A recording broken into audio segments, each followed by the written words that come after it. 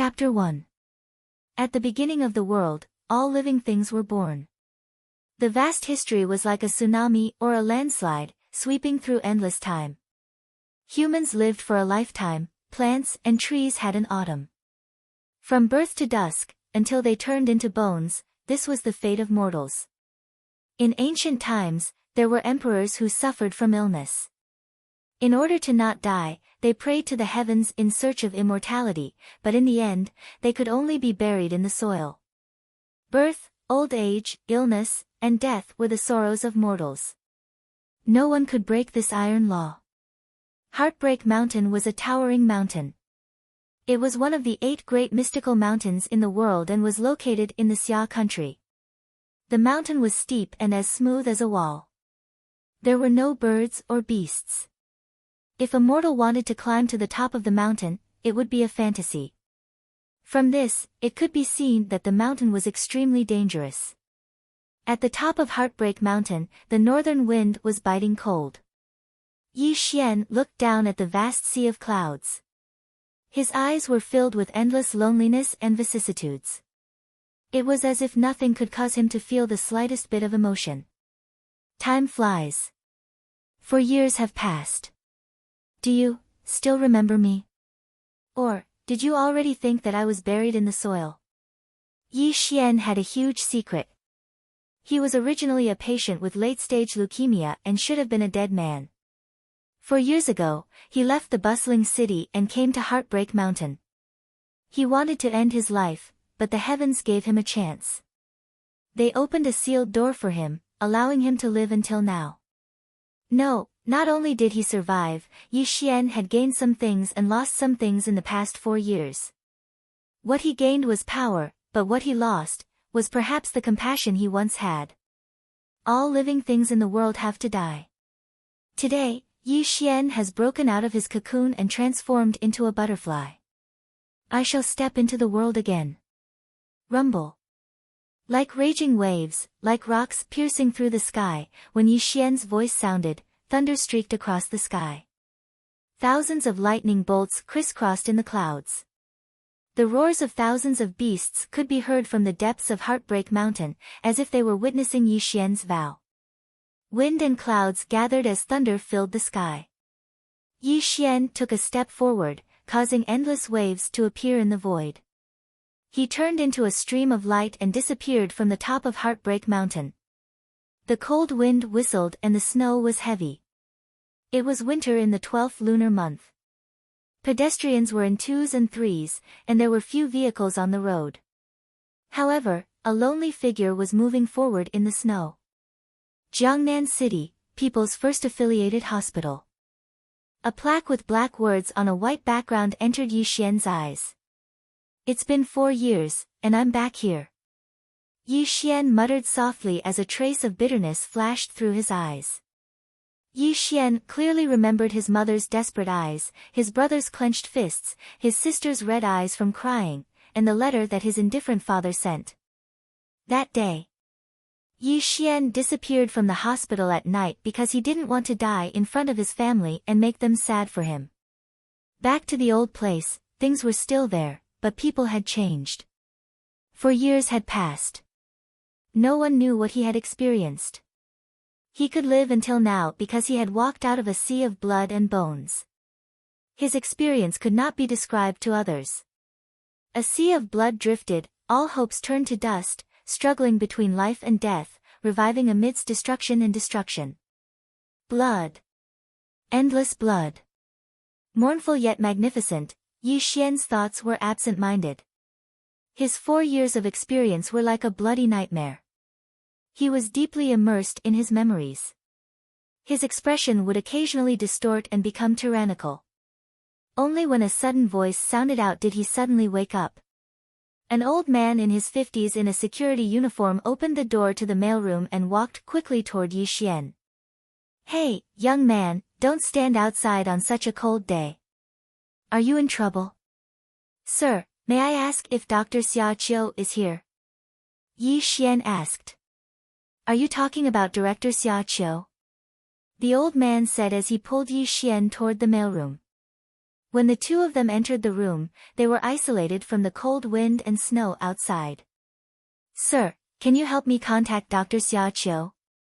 Yi Xian went straight to the point. "Okay, give me a moment." The old man did not nag. He picked up the phone on the table and dialed. In the director's office. Xia Qiu was looking at the medical records in her hands. When the phone rang beside her, she picked it up. "Hello. Director Xia. There's a young man looking for you. What's his name? Does he have an appointment?" As the hospital's chief physician, Xia Qiu had to receive many family members of patients every day. Naturally, she was not surprised that someone was looking for her. "By the way, what's your name?" The old man's voice came from the other end of the phone. "Yi Xian. Yi as in Zhuye, Xian as in Xianyuan." Crack. Suddenly, the glass in Xia Qiu's hand fell to the ground with the sound of glass shattering. She was completely stunned. Hello. Director Xia, what's wrong?" The old man's voice came from the other end of the phone. "No. Impossible. Absolutely impossible. Let him come see me." Xia Qiu bit her lips. Her voice was intermittent. If one listened carefully, they would notice that her voice was mixed with extreme shock. It was no wonder that Xia Qiu was so shocked. She would never forget a scene. 4 years ago, a young man lying on a hospital bed. When she first asked for his name, he gave her the same answer. "Auntie, my name is Yi Xian." Yi as in Zhuye, Xian as in Xianyuan. Suffering from a terminal illness and at the end of his life, the young man was only 14 years old. However, he could face death with a smile. If it were any other adult, they would not be as calm as the young man. This left a deep impression on Xia Qiu. Unfortunately, the young man escaped from the hospital late one night. Since then, there had been no news of him. However, Xia Qiu knew very well that the young man named Yi Xian did not want his family to see him pass away in pain at the end of his life. Impossible. Absolutely impossible. That child was already in the late stages of cancer. 4 years have passed. I'm afraid that child has already, as Yi Xian's attending physician, no one knew Yi Xian's condition better than she did. She was absolutely certain that the young man had already been buried in the yellow soil. Damn it. This joke is not funny at all. No matter who you are, I will not forgive you. Clearly, joking about a dead child was an unforgivable mistake for a professional like Xia Qiu. Xia Qiu suppressed her anger and waited coldly for the other party to appear. However, her tight grip on her pen betrayed her unsettled emotions. Chapter 2. Knock, knock, knock. There was a series of knocks on the door. Xia Qiu's voice was slightly cold as she said, "Come in." The door was pushed open and Yi Xian entered. When he saw Xia Qiu's familiar face, a smile appeared on his face. "Hello, Auntie Xia. You're still so beautiful after so many years." Xia Qiu, who was burning with anger, was stunned by how Yi Xian addressed her. Then, she laughed coldly and said, "I don't care who you are, but your joke isn't funny at all. Also, please don't call me auntie. You don't have the right to call me that." Xia Qiu's attitude was very unfriendly. Yi Xian knew that there was a misunderstanding. "You really don't recognize me?" Yi Xian frowned slightly. "How would I know someone like you?" You are." Xia Qiu wanted to reprimand him, but when she took a closer look at Yi Xian's face, an extremely familiar feeling welled up in her heart. She couldn't continue her words. "4 years ago, you were my attending doctor." Like a sudden clap of thunder from the 9th heaven, like the rolling waves of the vast ocean, Xia Qiu was completely stunned when she heard Yi Xian's voice. Her body was trembling and her lips were pale. This was because the appearance of the young man in front of her was constantly merging with that of the young man from before. After a minute, Xia Qiu's breathing began to quicken. Bang! Xia Qiu's face was pale. She slammed her hands on the table and stood up. Impossible. Absolutely impossible. That child is dead, dead. Xia Qiu said with a trembling voice. However, her eyes were filled with horror as she looked at Yi Xian. Tell me. Who are you? At this moment, Xia Qiu became hysterical. She was a doctor, and as far as she knew, it was impossible for anyone to survive such a terminal illness. Looking at Xia Qiu's pale face, Yi Xian's eyes were filled with helplessness. He also knew that in normal people's minds, his appearance would definitely cause a commotion. That's right, how could a person who should have died 4 years ago still be alive? Yi Xian laughed at himself and continued, I'm not dead. I'm alive and well in front of you. Please believe me. The truth was right in front of her eyes, and Xia Qiu had no choice but to believe it. However, this sudden incident had completely overturned her understanding of the world. It was only a few minutes later that she slowly regained her senses. During this time, Yi Xian did not disturb Xia Qiu. Clearly, he was giving Xia Qiu time to come to terms with the situation. You're really little Yi, not a ghost. Ghost?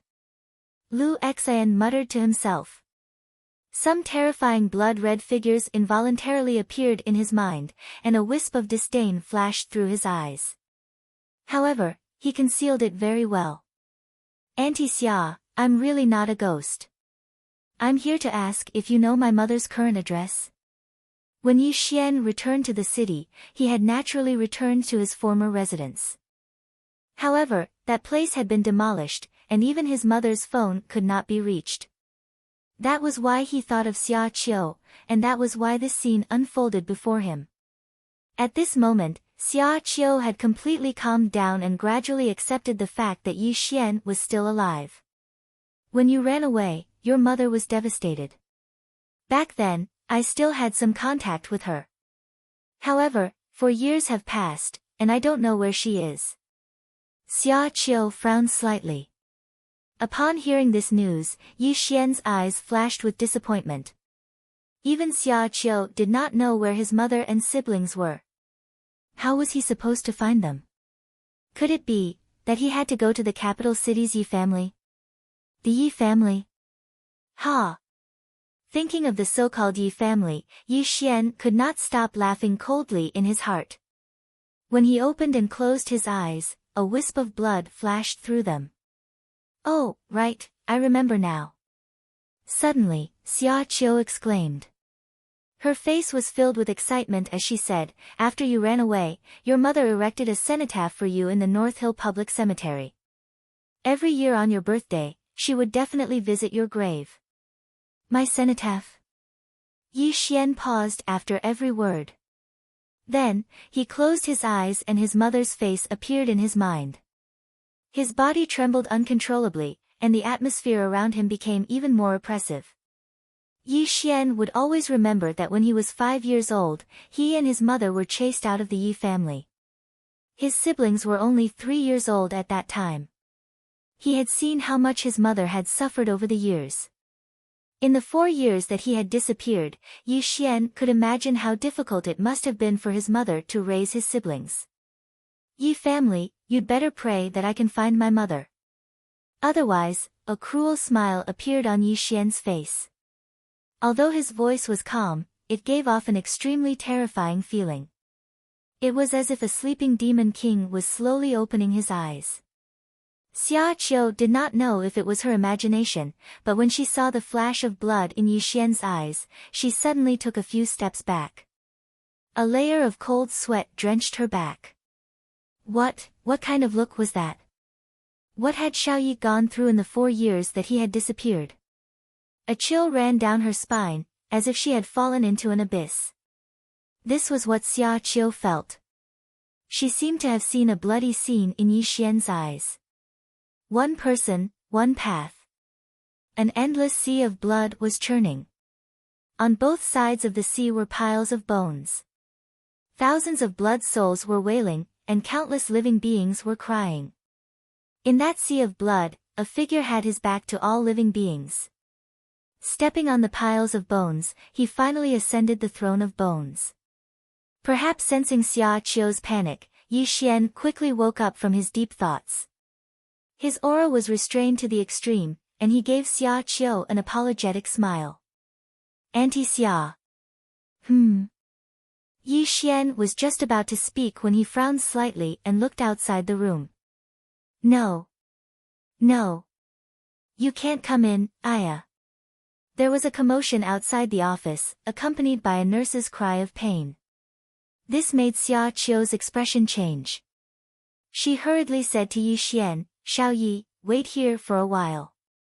Auntie has some things to deal with. I'll talk to you later.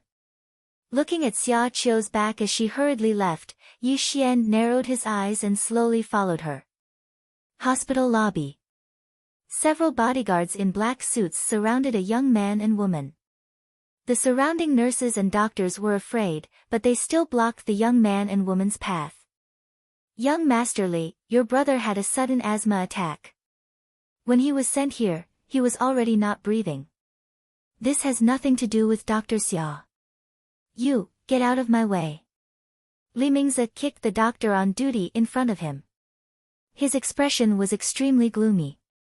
My brother only had an acute asthma attack. How could he die so easily?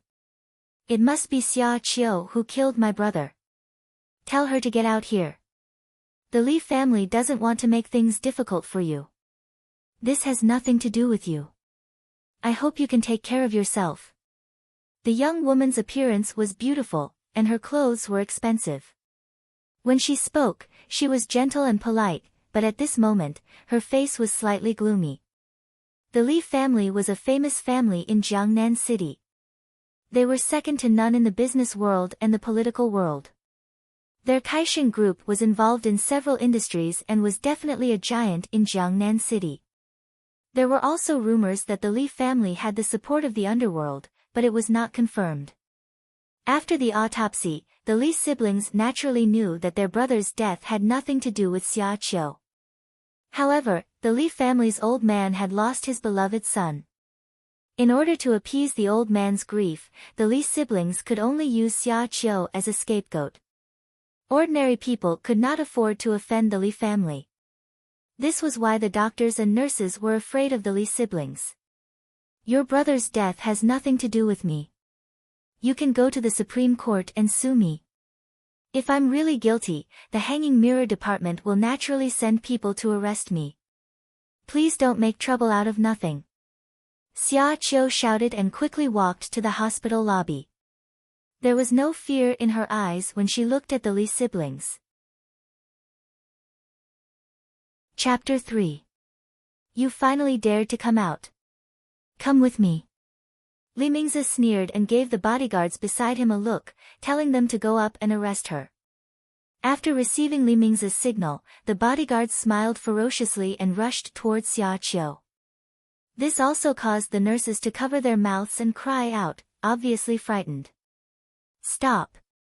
Suddenly, an old voice sounded, causing the bodyguards to stop and look towards the source of the voice. They saw an old man in his 60s, wearing a white coat, quickly walking to Xia Qiu's side. He was the director of Jiangnan Hospital and was also a famous medical master. Li Mingzhu smiled gently and stepped forward. Elder Bai, you are an elder. As juniors, we naturally don't dare to be disrespectful to you. However, my third brother's death is related to Dr. Xia. I'm afraid we have offended you this time. When Li Mingzhu said this, she directly ignored Director Bai. Her voice suddenly turned cold as she said, Men, take Dr. Xia away. Don't hurt Director Bai. After receiving Li Mingzhu's signal, the bodyguards didn't dare to be negligent and immediately came up to arrest her. Although Director Bai was famous, he was no match for the powerful bodyguards. He was directly stopped by one of the bodyguards. You have no respect for the law. Director Bai was furious, but he couldn't stop these fierce bodyguards. Facing several bodyguards, Xia Qiu was only a woman after all. Her face also turned pale. She knew deeply that if she was taken away by the other party, she would really be listed as a missing person. Suddenly, a figure appeared beside Xia Qiu. He just glanced at the bodyguards indifferently and made them freeze on the spot. Hiss. The sound of cold air being sucked in continuously came from the mouths of the bodyguards. Their footsteps were even more stagnant. Their originally ferocious faces were even more dignified. Murderous aura, what a strong murderous aura. At the same time, the same thought arose in the bodyguards' minds. To be able to protect the Li siblings, these bodyguards weren't ordinary people. Although they worked for the Li family for money, they were all retired special forces. Some of them had even been on the battlefield and could be said to be extremely sensitive to murderous aura. They were certain that the person standing before them had killed more than a single person. Otherwise, it would be impossible for the killing intent emanating from him to be so intense. At this moment, Yi Xian stood silently beside Xia Qiu. His expression was indifferent and he did not say a word. However, the entire hospital was enveloped in a strange atmosphere. It was as if something was pressing down on everyone's minds, giving them a sense of dizziness. Little Yi Xian, why did you come out? This has nothing to do with you. Hurry up and go back. Xia Qiu panicked at Yi Xian's appearance. She was afraid that he would be dragged into this matter. It's fine. Yi Xian said softly. Kid, who are you? How dare you meddle in our Li family's affairs? Li Mingzi's face was gloomy. He could already tell that Yi Xian was a little strange. Otherwise, how could he stop the bodyguards beside him? Go back to where you came from. I hope you know your limits. Yi Xian's voice was very calm and did not reveal any power. However, when he finished speaking, the temperature in the hospital hall quietly dropped a few degrees. Young Master Li, a bodyguard, had unknowingly appeared in front of the Li siblings. He then turned around to look at Yi Xian. The fear in his eyes became more and more dignified. What's going on? Why aren't you arresting him? Li Mingzi reprimanded. Young Master Li, listen to me. This person is not ordinary. Let's go back first and I'll tell you in detail. The bodyguard said in a low voice. He's alone. What are you afraid of? Ah. Li Mingzi angrily rebuked the bodyguard's suggestion. They had already offended Dean by today. If they retreated now, wouldn't the gains not make up for the losses? Li Mingzhu frowned and looked deeply at Yi Xian in the distance. She whispered to Li Mingzi, brother, listen to Heibao. Let's go back first. Li Mingzhu was usually the one who gave him ideas. Li Mingzi trusted his sister very much. Even she said so, Li Mingzi knew that something was wrong. Let's go. Li Mingzi said gloomily. Before leaving, he glared at Yi Xian fiercely and left with several bodyguards. The Li siblings came aggressively but left in a hurry. This made everyone in the hospital confused. They didn't know why they let Dr. Xia Qiu go so easily. Our Dean Bai is still the most powerful. The Li siblings must be afraid of our Dean Bai. Needless to say, our Dean Bai is an old classmate of the Jiangnan magistrate. Even if the Li family is powerful, they still have to give face to our Dean. After the Li siblings left, some doctors and nurses began to talk. Little Xia, this is. Dean Bai came to Xia Qiu and looked at Yi Xian with surprise. Although he was in his 60s, he was not a foolish old man. He saw the scene just now. If the Li siblings were really afraid of him, why would they let the bodyguards arrest him? Obviously, the other party's retreat had something to do with this young man. Dean Bai, this is one of my nephews. His name is Yi Xian. Xia Qiu, who'd recovered from her shock, hurriedly introduced Yi Xian to Dean Bai. Young man, not bad. Dean Bai laughed and was about to pat Yi Xian's shoulder. However, before the other party could get close, Yi Xian moved to the side and dodged the other party's palm. This caused Dien Bai to be stunned on the spot with an awkward expression. "Auntie Xia, I have something to do. I'll come and see you later." After saying this, Yi Xian didn't look at Dien Bai and walked out of the hospital. "Little Yi, wait." Unfortunately, before Xia Qiu could finish, Yi Xian had already disappeared from the hospital lobby. "Little Xia, your nephew is not ordinary. How come I've never heard you mention him?" Dien Bai looked at Yi Xian's back and sighed. He sigh. Xia Qiu sighed helplessly. She didn't know how to tell Dien Bai. She couldn't tell him that Yi Xian had a terminal illness 4 years ago but was still alive. This kind of topic, she was afraid that Dien Bai would treat her as a lunatic. Chapter 4. On the snowy street, 2 luxurious cars were speeding forward. The surrounding cars kept a certain distance from them, afraid of colliding with them on the slippery road. "Black Panther, what happened just now? Why did we retreat?" Li Mingze was extremely dissatisfied and questioned Black Panther in the car. Although Li Mingzhu didn't say anything, she looked at Black Panther with confusion in her eyes. "Young master, young miss, listen to me. That person is very likely to be an ancient warrior. If we really have a conflict in the hospital, we will definitely be at a disadvantage," Black Panther said seriously. Hiss. As He Bao's voice fell, the Li siblings sucked in a breath of cold air as fear flashed across their eyes. He really is an ancient warrior?" Li Mingzhu asked hurriedly. "I'm not sure, but young miss, young master, didn't you feel it? Why is that person fearless in front of our Li family? Also, when he appeared, the temperature of the entire hospital hall dropped a little." Black Panther analyzed. With Black Panther's reminder, the Li siblings quickly recalled. Not long after, fine beads of sweat appeared on their foreheads. Ancient warrior, if he really is an ancient warrior, then we.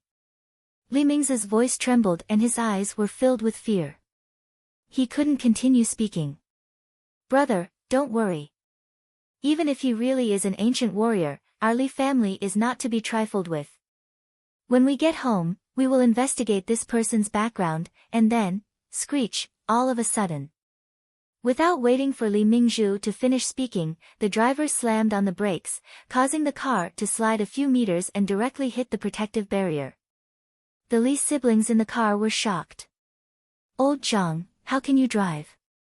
Li Mingze scolded angrily. Young Master Li, there is someone in front." The driver panicked. "So what if there is someone? Just kill him." Li Mingze was already in a bad mood, and after encountering such a situation, his arrogant and domineering nature was exposed. "Young master, young miss, are you okay?" The bodyguard's car quickly opened and several bodyguards came directly to the Li siblings' car. I want to see which blind dog dares to block the car and ask for death," Li Mingze said as he opened the car door and looked at the road ahead. Woo woo woo. The cold wind whistled and snow filled the sky. A lonely figure slowly walked out from the wind and snow. He faced the wind, stepped on the snow, and slowly moved forward. The snow danced wildly, and the cold wind was like the roar of a ferocious beast.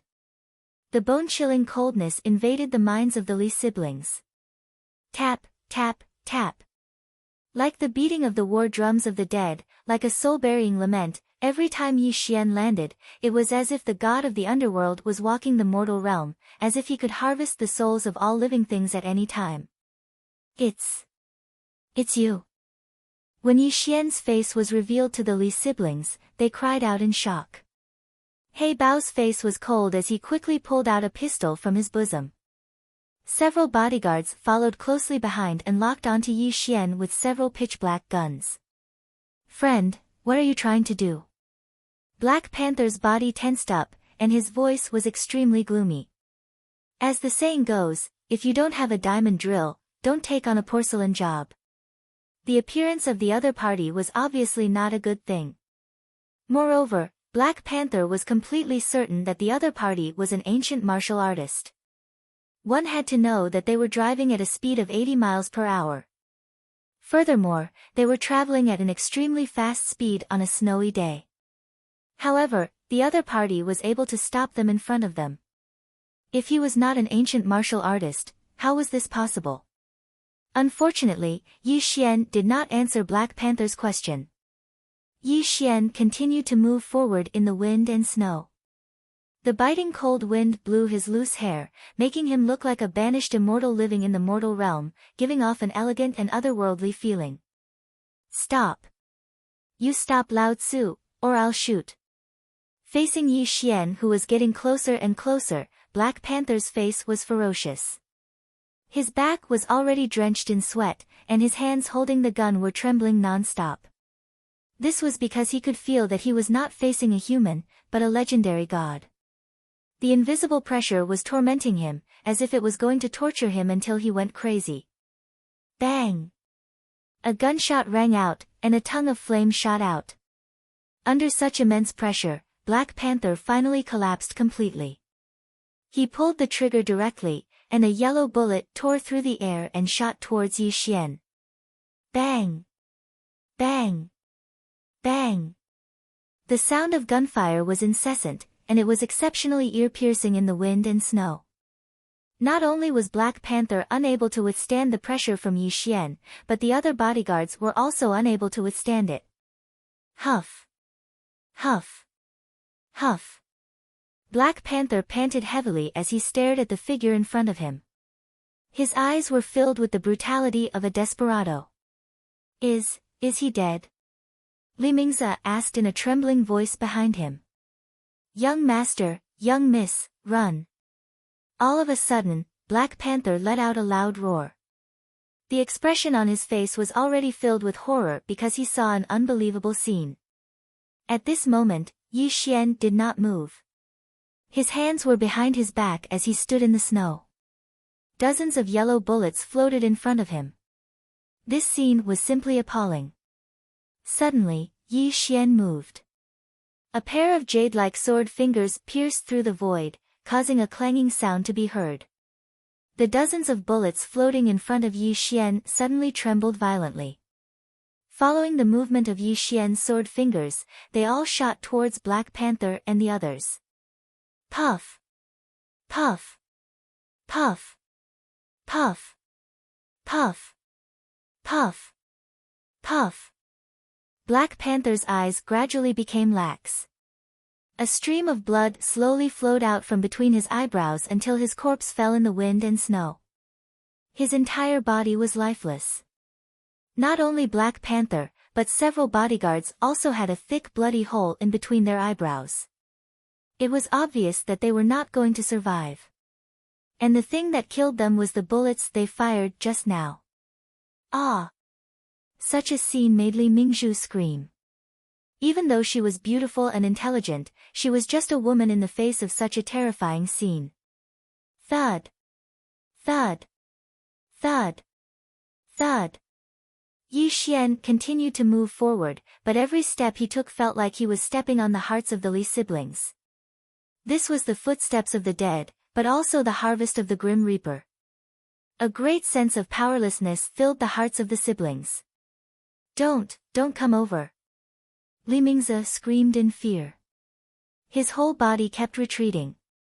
He staggered and fell into the snow. Buzz! The void shook and the air exploded. Yi Xian took a step forward and directly appeared in front of Li Mingzi. He looked down at the people under his feet. When he opened and closed his eyes, there was only an indifferent look in his eyes. Ashes to ashes, dust to dust. Fragile life, disappear from now on. Yi Xian whispered. When his sword fingers moved, a cold light flashed across Li Mingzi's neck. His head was separated from his body and he was completely silent. You devil, what grudge do we have with you? Why do you want to kill us? Li Mingzhu's hair was scattered. She was like a madwoman. Her delicate body kept retreating as she questioned Yi Xian hysterically. Yi Xian, don't need a reason to kill. You can die now, Yi Xian said calmly. When he raised his sword fingers, he was about to kill this woman in the snow. Looking at Yi Xian's calm eyes, Li Mingzhu could feel that he had no intention of letting her go. Facing the great terror of life and death, she cried out loud and begged Yi Xian bitterly, don't kill me. My Li family can give you whatever you want. Money? Power? Women? Or, if I marry you, the entire Li family will be yours in the future. Yi Xian was as calm as ever in the face of Li Mingzhu's pleas. He was not moved by Li Mingzhu's promise. Buzz! There was a strange sound in the void and a cold light flashed. Yi Xian's sword fingers fell and Li Mingzhu's head was separated from her body. Blood spurted out from her neck and dyed the pure white snow red. Her eyes were wide open before she died. Even in death, she could not believe that she would die in vain in this snow. He turned around indifferently without any ripples. Yi Xian stepped on the flying snow and gradually disappeared into the distance. However, his hoarse voice sounded in this world. Money is nothing but fleeting clouds. Power is nothing but an illusion. Women are nothing but pink skeletons. What I, Yi Xian, want, how can you understand? Chapter 5. The night sky was filled with stars. Yi Xian stood on top of the Jianghai Bridge. He looked at the bright moon in the sky. His starry eyes seemed to be in a trance. Yi Xian was someone who would repay kindness and repay enmity. Back then, when he was seriously ill, Xia Qiu had personally reduced all sorts of medical expenses for him. He had always remembered this favor in his heart. He did not know who the Li siblings were, but it did not matter to Yi Xian. In his mind, all the trouble came from the Li siblings. Once he killed them, there would be no more trouble. Perhaps some people would think that Yi Xian was a brute.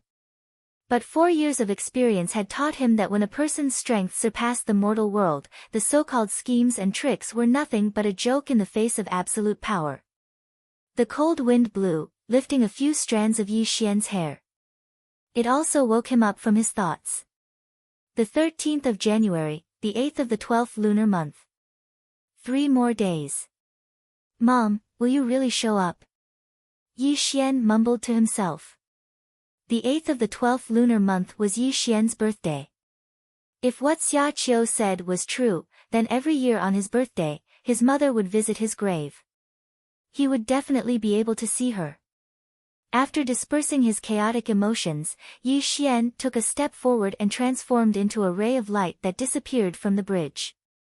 At the same time, at the scene of the death of the Li siblings, ear-piercing sirens could be heard.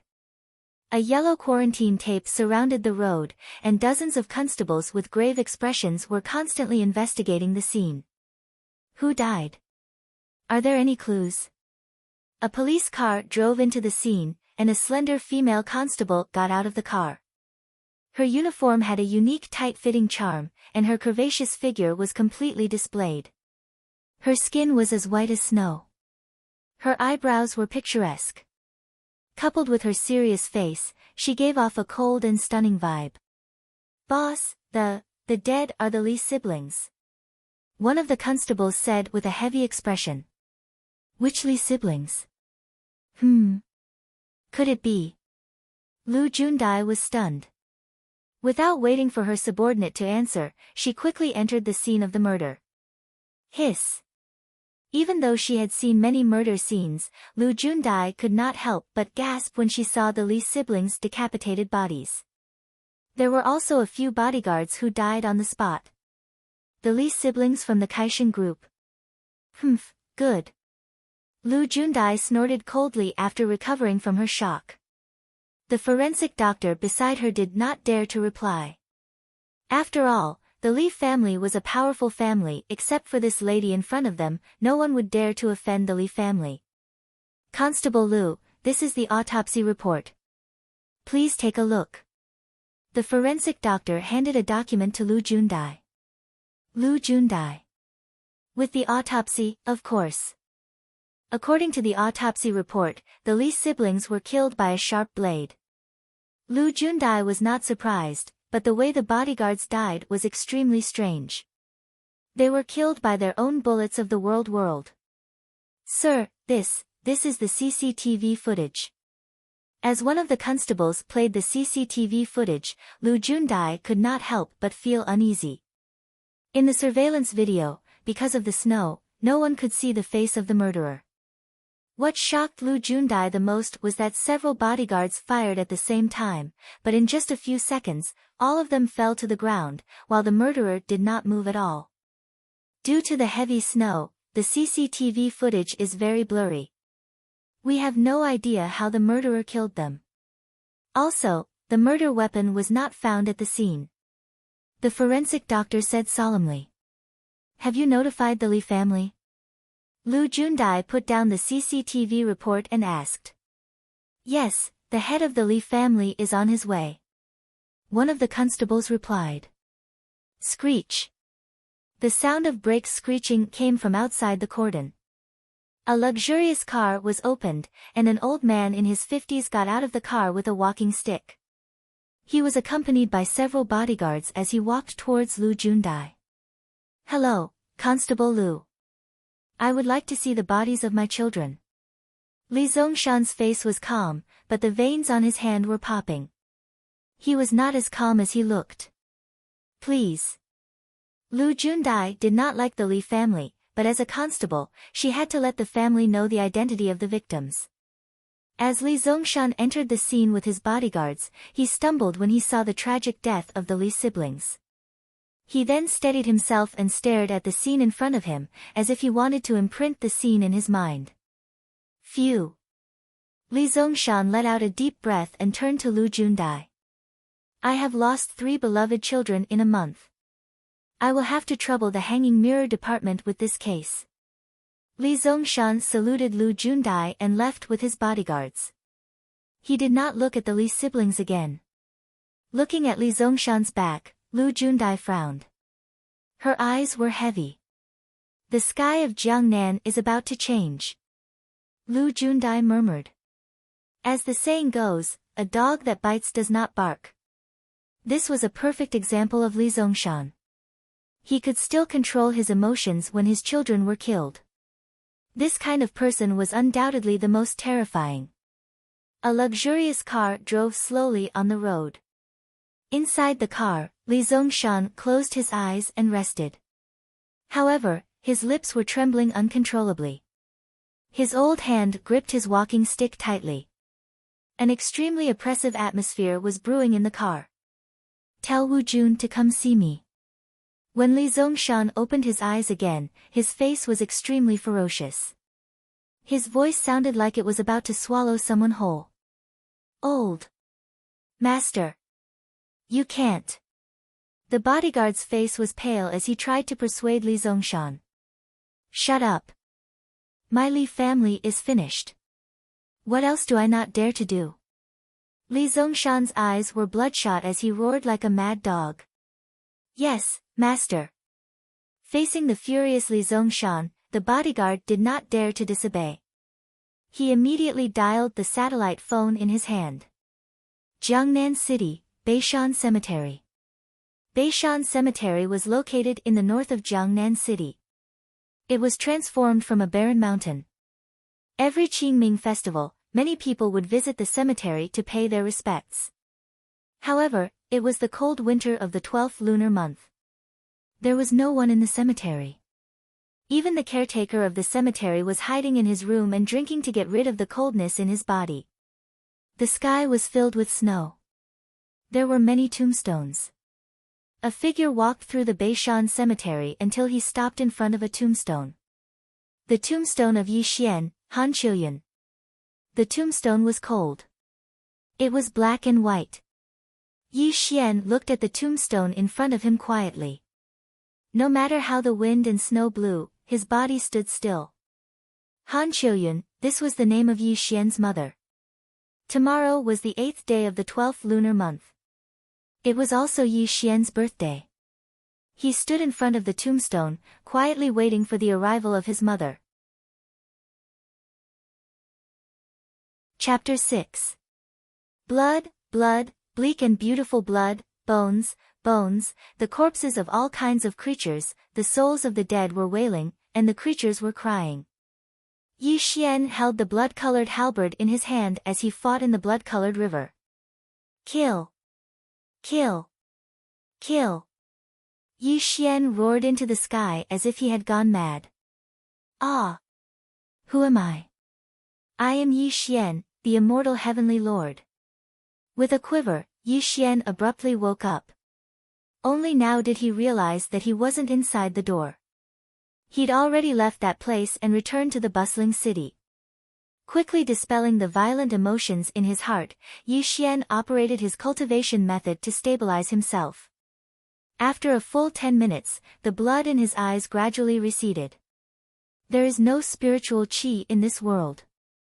This should be the Dharma ending age mentioned in the immortal scripture. It is impossible for immortal cultivators to exist in this world. If I want to go further, do I really have to enter the legendary Earth Immortal realm? Yi Xian muttered to himself with a complicated look in his eyes. Although Yi Xian's cultivation method did not require much spiritual qi, this world was in the Dharma ending age, which was extremely unfavorable for Yi Xian. Yi Xian temporarily suppressed his troubled thoughts. He could only take one step at a time. Looking up at the sky, Yi Xian found that the sun had risen. There were also some strangers in the North Hill Public Cemetery who came to pay respects and sweep the grave, but there was no sign of his mother. This made Yi Xian slightly disappointed. Wait, Yi Xian could only wait. Time passed quickly. Yi Xian stood in front of his cenotaph, but he did not see his mother for a long time. This made him slightly uneasy. Tap, tap, tap. Suddenly, a series of light footsteps came from behind Yi Xian, which made Yi Xian's body stiffen. Although he did not look back, his divine sense had already seen the person behind him. A woman with white hair, chaotic and lifeless eyes, and a slightly aged face. She seemed to be around 60 years old. She was staggering towards Yi Xian, and from time to time, she would gasp for breath. It was obvious that her body wasn't in a good condition. At this moment, time seemed to stagnate and space seemed to freeze. The world was silent, and there was no sound.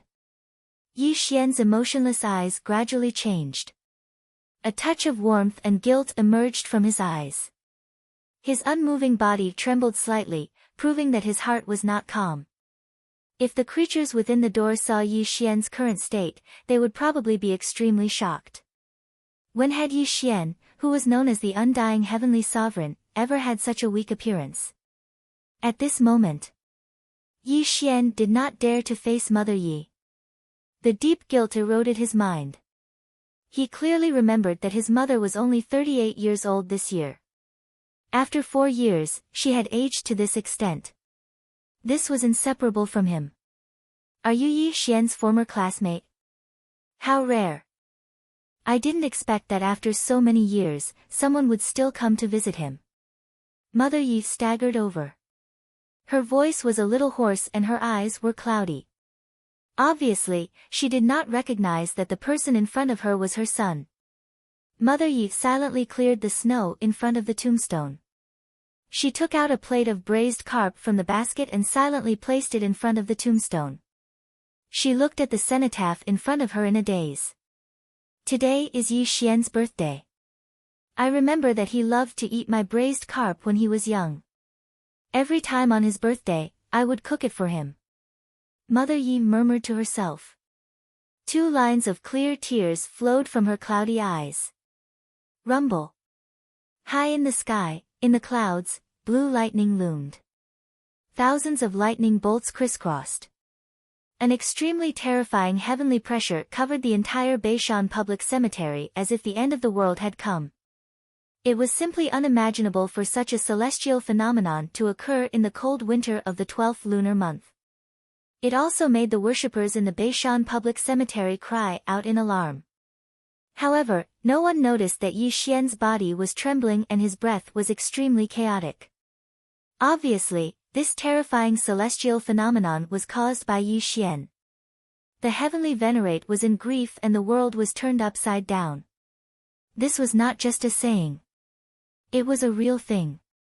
Mom, I'm sorry. Thunder and snow covered the sky. Yi Xian could not suppress his emotions and poured out. He hugged Mother Yi tightly in his arms. Young man, have you mistaken me for someone else? Mother Yi exclaimed. Mom, look at me. Look at me carefully. I'm really Yi Xian. I'm back alive. Yi Xian's voice trembled. As Yi Xian's voice fell, Mother Yi rubbed her cloudy eyes hard. When she carefully looked at Yi Xian's face, she was completely stunned. Am I dreaming? My son is not dead yet? Mother Yi murmured to herself. Tears flowed out uncontrollably. Mom, you're not dreaming. I'm really not dead. I was saved by an extraordinary person. All these years, that extraordinary person cured my illness. That's why I can come back to see you. Yi Xian could only tell a white lie because he could not tell Mother Yi what he had experienced in the past 4 years. At this moment, the mother and son hugged each other and cried. Mother Yi finally believed that her son who had disappeared for 4 years was really not dead and had really returned to her side. Time passed quickly. Mother Yi kept asking Yi Xian about his experience in these years, which also let Yi Xian evade one by one. It was not until sunset that the mother and son left the Beishan cemetery. Home. This word was so far away from Yi Xian that 4 years had passed. He struggled between life and death and did not dare to have the slightest illusion. It was not until he stepped into the heavenly venerate realm and opened the door that he had the concept of home in his heart. North of Jiangnan City, Shanty Town. Bungalows of uneven height were endless. The potholed dirt road was extremely difficult to walk on. In this prosperous Jiangnan city, Shanty Town was the place where the poor lived. A mottled bungalow seemed to have been built in the last century. The rusty iron door proved that the house had been there for some years. At this moment, the iron door was opened. Mother Ye's face was full of uncontrollable joy. She took Yi Xian's hand and entered the house. A narrow courtyard and a bungalow. This was the scene that came into Yi Xian's eyes. Xian, you haven't eaten yet, right? Mom will cook for you. Mother Yi said as she pressed Yi Xian into the house. She went straight into the kitchen to prepare dinner. Mom, where are little brother and little sister? As Yi Xian asked, Mother Ye's body stiffened. The smile on her face was a little forced. She said, Mom will go and cook first. We'll talk later. Looking at Mother Ye's forced smile, Yi Xian would be too stupid if he did not know that there was a problem here. Mom, wait a minute, bang. Suddenly, a muffled sound came from the iron door outside the door. There was also the sound of a man and a woman quarreling. Stupid girl, I'll see where you run to. You can either pay back the money or submit to Lao Tzu. Stupid bear, you want to play this game with me? You still have a long way to go. Ouch! A burst of noise came from outside the door, startling Yi Xian. An extremely bad feeling grew in his heart. This woman's voice is... Yi Xian frowned. When he opened and closed his eyes, there was great surprise. Ling is back. I'll go out and take a look. Mother Yi sighed and walked straight out the door. Ling Yi Xian suddenly stood up and took a step out. With a strange sound, he appeared outside the door. Outside the Yi family's house. A young girl and a young man were in the middle of a fierce argument. When Yi Xian saw the young girl's face, his mind went into a trance. She had a head of yellow hair, colorful earrings, and a face full of makeup. She wore a pair of beanie shoes and pencil pants. She looked exactly like a delinquent girl. Although Yi Ling wore heavy makeup, under Yi Xian's consciousness, he could still recognize that she was his sister. But in Yi Xian's memory, his sister was a gentle and polite girl. Not to mention a delinquent girl's appearance, she would not even speak vulgarities. But what did he see? Not only did Yi Ling speak vulgarities, but she also kicked the man in the crotch. This scene made Yi Xian frown. What happened in the family in 4 years? Chapter 7. Yi Xian looked at the scene in front of him silently. His sister should not be like this. What kind of experience made Yi Ling like this? Ling who are you arguing with again? Yi Mu's mother came late, her eyes filled with worry. Mom, don't worry about my business. Yi Mu's appearance did not make Yi Ling restrain her rebellious nature. Instead, she kept on pushing and shoving the young man. Old thing, you came out just in time. Your daughter owes me a gambling debt. If you don't pay it back today, you can just recognize me as your son-in-law. The young man laughed evilly. As he kept on pushing and shoving Yi Ling, he even touched some of her sensitive areas. If not for Yi Ling's nimble body, she would have been taken advantage of. How could a young girl be a match for a strong man? Just as the strong man grabbed Yi Ling's hands, a gloomy voice suddenly sounded. If you don't want to die, you better let go of her. Yi Xian came behind the strong man, his eyes cold. Damn, which bastard dares to meddle in Lao Tzu's business? The young man's expression froze for a moment before he abruptly turned around to look at Yi Xian. What entered his eyes was a young man with gray hair and ancient clothes. Xian, come in quickly. Your sister can handle this.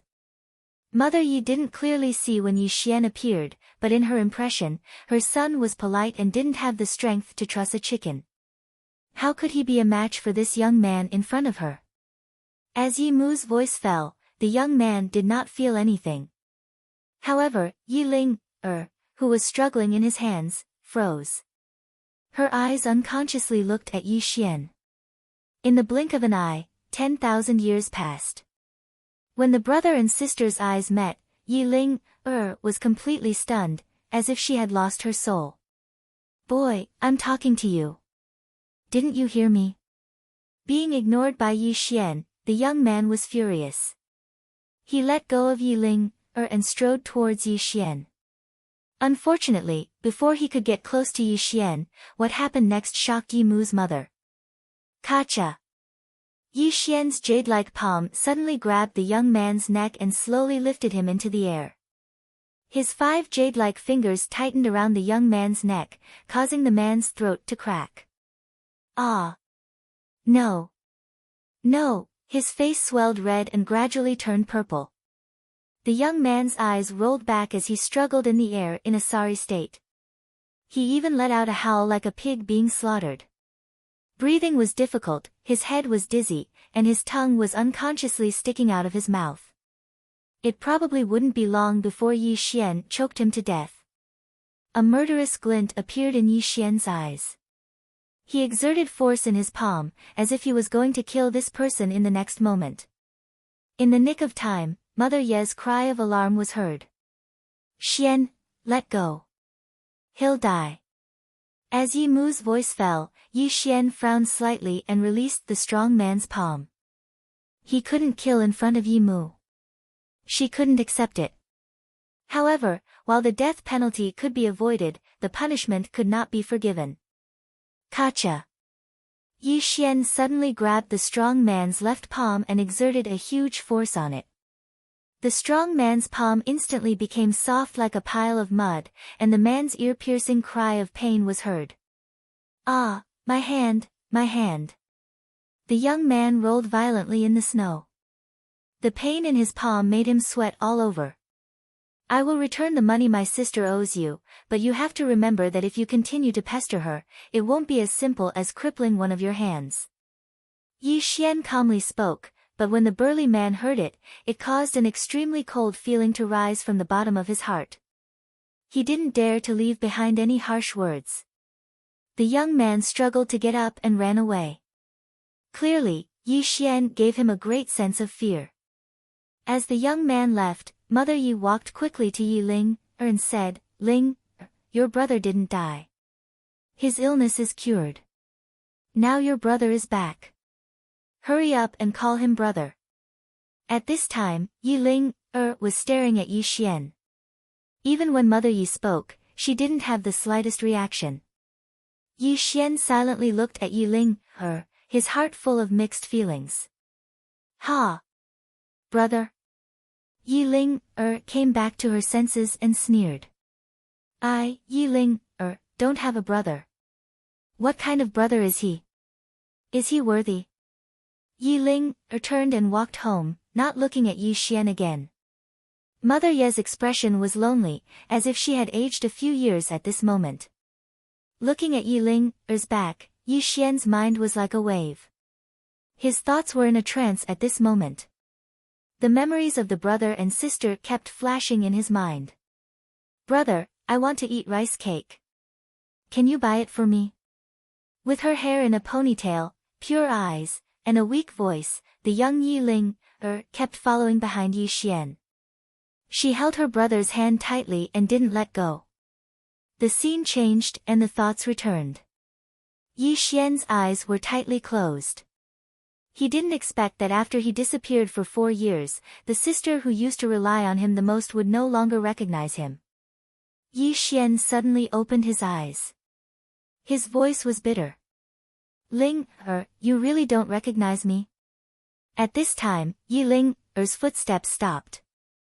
Her body seemed to be stiff. After a few breaths, she slowly turned to look at Yi Xian.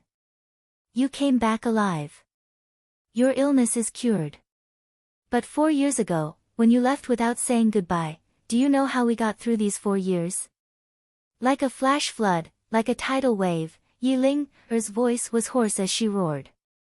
It was as if she wanted to vent all the resentment she had accumulated over the years. Clang! The metal door was violently flung open by Yi Ling. The loud sound of the collision echoed in the night. Yi Xian slowly clenched his fists. His mind was extremely agitated. That year, in order to treat his illness, the family sold everything that could be sold. One mother with 2 children. Yi Xian didn't need to think to know that in the past 4 years, the family had encountered great difficulties. "Xian, don't mind her. Your sister, Mom, you don't need to say anymore. It's all my fault. Don't blame her. Really don't blame her," Yi Xian said bitterly. He supported Mother Yi as they slowly walked back home. But in his heart, he had already made some decisions. At home, Mother Yi was going to cook, but Yi Xian let her rest in the house. He then went into the kitchen, picked up the apron, and began to make dinner. The 4 walls of the house were bare, and the food was bland. Apart from a pot of white rice, there was no meat at all on the dining table. When Yi Xian saw the bottom of the rice jar, he already knew how poor the family was. At the dining table, Mother Yi went to ask Yi Ling to eat, but did not get any response. Clearly, Yi Ling did not want to see Yi Xian. Thus, Mother Yi had no choice but to give up. "Xian, have a bite first. I'll make your favorite braised carp tomorrow," Mother Yi said as she picked up the vegetables on the plate and placed them in Yi Xian's bowl. Yi Xian ate the food in his bowl silently. A warmth that he had never experienced in the past 4 years grew in his heart. He ate very seriously because he was finally reunited with his family. "Mom, where's little brother?" After putting down the bowl and chopsticks, Yi Xian finally remembered the matter. Ever since he stepped into the house, Yi Ling had already returned home, but Yi Ping was nowhere to be seen. Hearing Yi Xian's question, Mother Yi knew that she couldn't beat around the bush. She forced a smile and said, "Your brother is doing very well now. He was brought back to the Yi family 3 years ago." Chapter 8. Yi Xian's face suddenly turned cold and there was a look of bewilderment in his eyes. Han Qiuyun was also Yi Xian's mother. In the past, she was just a maidservant of the Yi family who was in charge of taking care of the third young master of the Yi family. During a hangover, Han Qiuyun lost her virginity. When old Mr. Yi found out about it, Han Qiuyun's belly slowly swelled. Only then did he realize that Han Qiuyun was pregnant with the Yi family's flesh and blood. He had no choice but to take Han Qiuyun in as his concubine. In the next 2 years, she gave birth to twins, Yi Ling and Yi Ping. Logically speaking, even though Han Qiuyun was born a maidservant, she would not have to worry about food and clothing in the future because she was pregnant with the Yi family's flesh and blood. However, in these large families, there was a saying that there were couples of equal social status. Yi Xian's biological father married another family's beloved daughter. How could the other party tolerate them? When Yi Xian was 5 years old, the Yi family casually found a reason to chase him and his mother out of the family for 4 years. Even 4 years ago, when Yi Xian was terminally ill and on the verge of death, his heartless father did not come to see him. Yi Xian stayed silent for a while before saying to his mother bluntly, "With that woman in the Yi family, how can they tolerate Yi Ping?" Facing Yi Xian's question, Mrs. Yi laughed self-deprecatingly and said, "That man and she have no children." After Mrs. Yi said that, Yi Xian instantly understood. The Yi family was a large family in capital city and old Mr. Yi had 3 sons who should be very old now. If his heartless father did not have any children, he would definitely be at a disadvantage in the battle for the position of the head of the family in the future. At the thought of this, Yi Xian had already understood the cause and effect. "Mother, has Yi Ping come back to see you all these years?" After saying that, Yi Xian regretted a little. If Yi Ping had really come back to see his mother, how could the family be so poor? Just as Yi Xian expected, Yi Xian's mother laughed bitterly. This made Yi Xian's heart feel as if it was being pricked by needles. He then said softly, "Mom, don't worry. After a while, I will go to the capital to bring my brother back. At that time, we will be able to reunite as a family." Hearing Yi Xian's words, Yi Xian's mother's face changed as fear flashed through her eyes. She hurriedly advised Yi Xian, "Xian, forget it. We can't afford to offend the Yi clan. You mustn't go." "Can't afford to offend him?" Yi Xian muttered to himself. A blood-red light flashed in his eyes. Even if the other party was an ancient martial arts aristocratic family, Yi Xian would still be able to annihilate them with a single finger, let alone the fact that the Yi clan was a large clan in the capital. However, Yi Xian didn't show this emotion in front of Yi Mu. He didn't want Yi Mu to worry about him. Wang! A ripple bloomed in the void as an inexplicable space opened up. 2 white elixirs quietly appeared in Yi Xian's hands. Naturally, Yi Mu didn't notice this phenomenon. "Mother, this is the elixir that the eccentric gave me.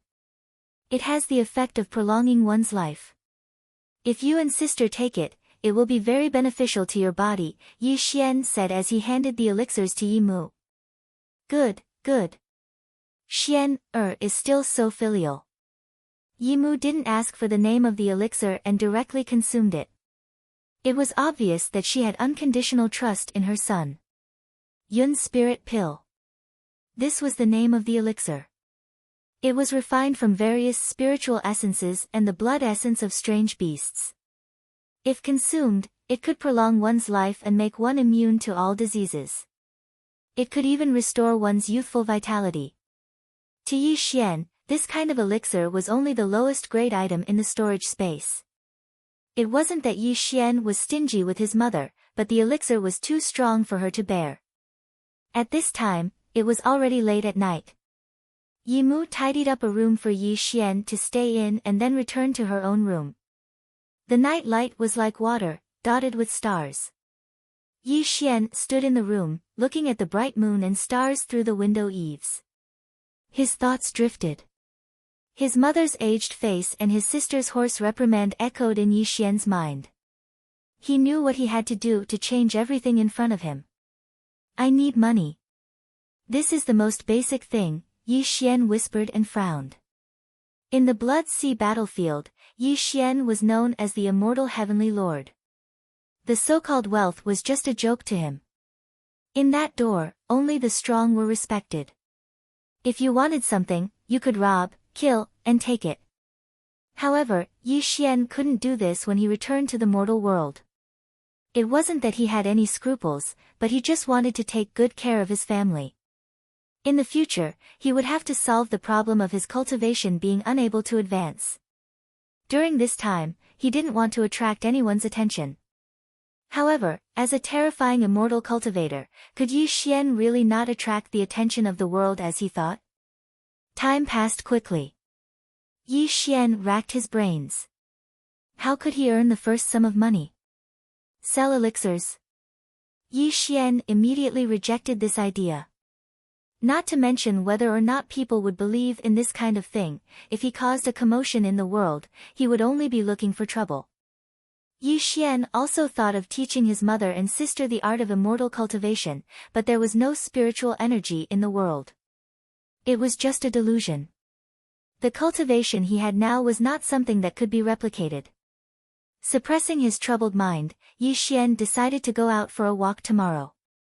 He didn't believe that with his identity as an immortal cultivator, it would be difficult for him to earn some money in the mortal world. Yi Xian sat cross-legged and operated the immortal scripture. Although his cultivation couldn't advance, he still persevered, hoping to see a glimmer of light on the path of cultivation. Li family's mansion. Li Zongshan's face was gloomy as he sat on a luxurious sofa. Opposite him was a middle-aged man in his 40s. This man had copper skin and a pair of triangular eyes that flashed with an ominous light. One could tell at a glance that he wasn't a good person. Old dragon, you said that you would withdraw from the Beichuan gang and have nothing to do with us. Now you want to borrow the Beichuan gang's power. Don't you think it's a bit too childish? Wu Jun, I was the one who brought you into the gang back then. You being able to sit on the boss's position is also partly due to me. Let's get straight to the point. What do you want?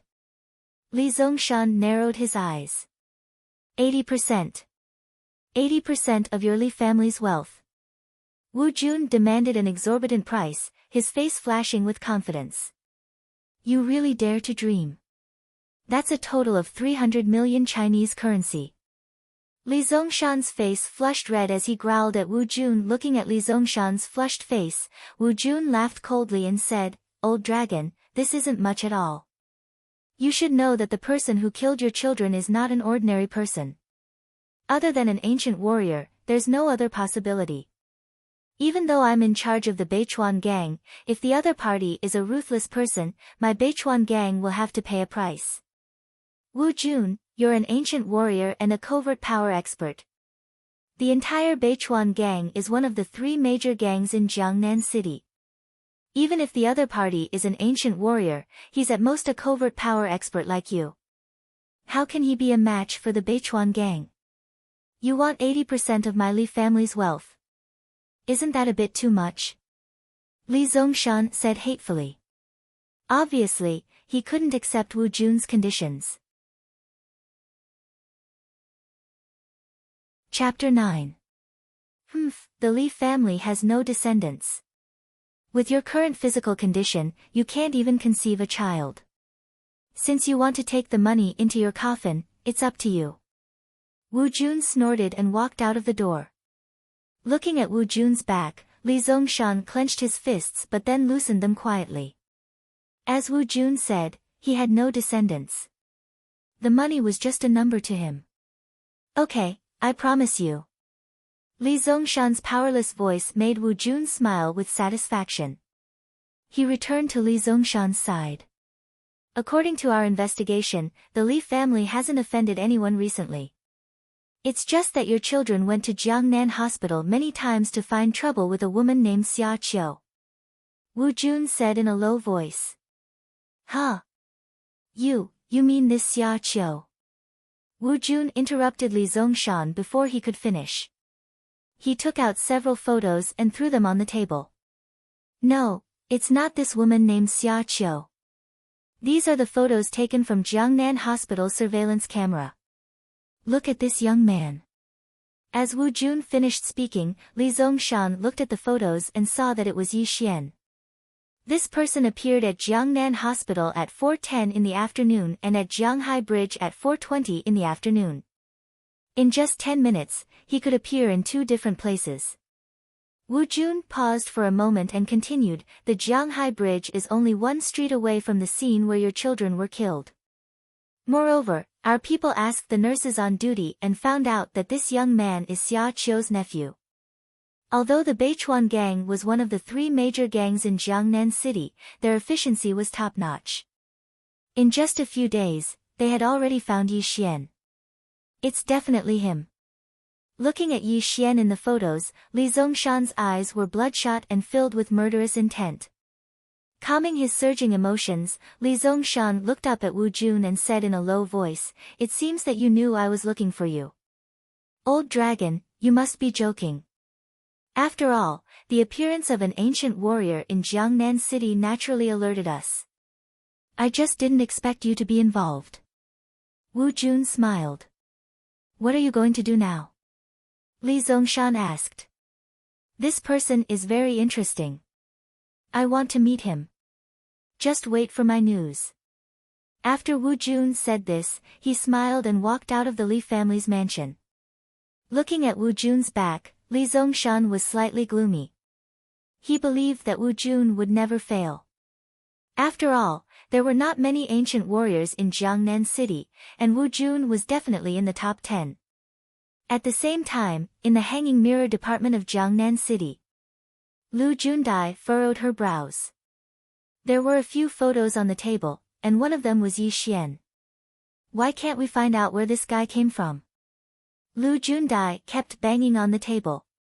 Since the Beichuan gang was able to find Yi Xian, as the head constable of the Jiangnan Hanging Mirror department, Lu Jundai was no pushover. However, Lu Jundai kept checking the national population records, but she could not match up to Yi Xian at all. It was as if there was no such person in the world. Dong dong dong. There was a knock on the office door. As the door was pushed open, Liang Qinggu slowly walked in. Behind him was a muscular young man and a little girl around the age of 8 or 9. Constable Lu, you've worked hard these days. This case will be handed over to the Wu-en department. You don't have to interfere. Liang Qinggu said. Wu-en department. Lu Jundai was stunned. She looked at the young man and the girl, and her eyes flashed with a hint of surprise. Others might not know what kind of department the Wu-en department was, but as the daughter of the Yi family, she knew that the Wu-en department was extremely mysterious. They specialized in handling cases that ordinary people could not understand. However, after being a police officer for so many years, this was the first time Lu Jundai had seen someone from the Wu-en department. This made her look at them carefully. Hello, Constable Lu. My name is Tai Li, and this is my partner, Ling Long. From today onwards, this case will be handed over to us. Please tell us the details. Tai Li was wearing a short-sleeved shirt. His bronze skin gave people a feeling of strength, and his voice was a little rough. The little girl beside him blinked her eyes and looked curiously at Lu Jundai. She gave people a feeling of cuteness. Of course, Lu Jundai did not treat this little girl as an ordinary person. After all, the people from the Wu-en department were not simple. Since the Wu-en department was here, Lu Jundai directly handed over the case to the 2 of them. The rest would be handled by the Wu-en department. The next morning, when the first ray of sunlight fell on Yi Xian's body, he slowly opened his eyes. After a night of cultivation, his cultivation had only stabilized a little. There was still no progress. This made him sigh helplessly. He got up and walked out of the house. The sound of Mama Yi cooking came from the kitchen. Yi Ling was playing with her phone on the table. When she saw Yi Xian, her face turned cold and she turned around. Obviously, she did not want to talk to Yi Xian. Yi Xian inwardly sighed. He could only slowly improve the relationship between the siblings. Walking in front of Yi Ling, Yi Xian said softly, "Little sister, "Are you going to school?" Unfortunately, Yi Ling did not respond to Yi Xian's question. Instead, she said to Mama Yi, who was in the kitchen, "Mom, I'm going to school for breakfast. I might not be back tonight." Yi Ling picked up her bag and walked out of the house. She did not even look at Yi Xian.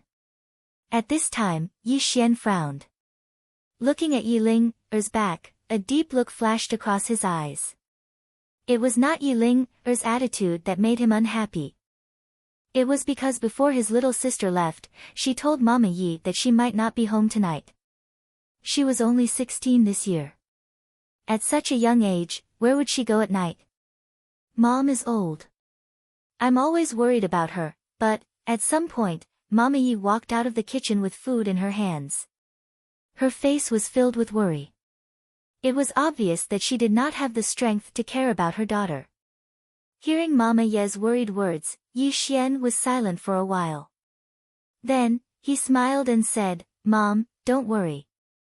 Since I'm back, I will take good care of her." The mother and son ate a simple breakfast. During this time, Yi Xian also asked about the school his little sister was at. He wanted to know more about the changes his little sister had undergone over the years. When breakfast was over, Mama Yi also had to go to work. Before she left, she told Yi Xian to stay at home for the time being. She did not mention a word about letting Yi Xian go out to work. Clearly, Mama Yi loved her son dearly. After not seeing him for so many years, how could she bear to see her son bear the burden of the family just after he came home?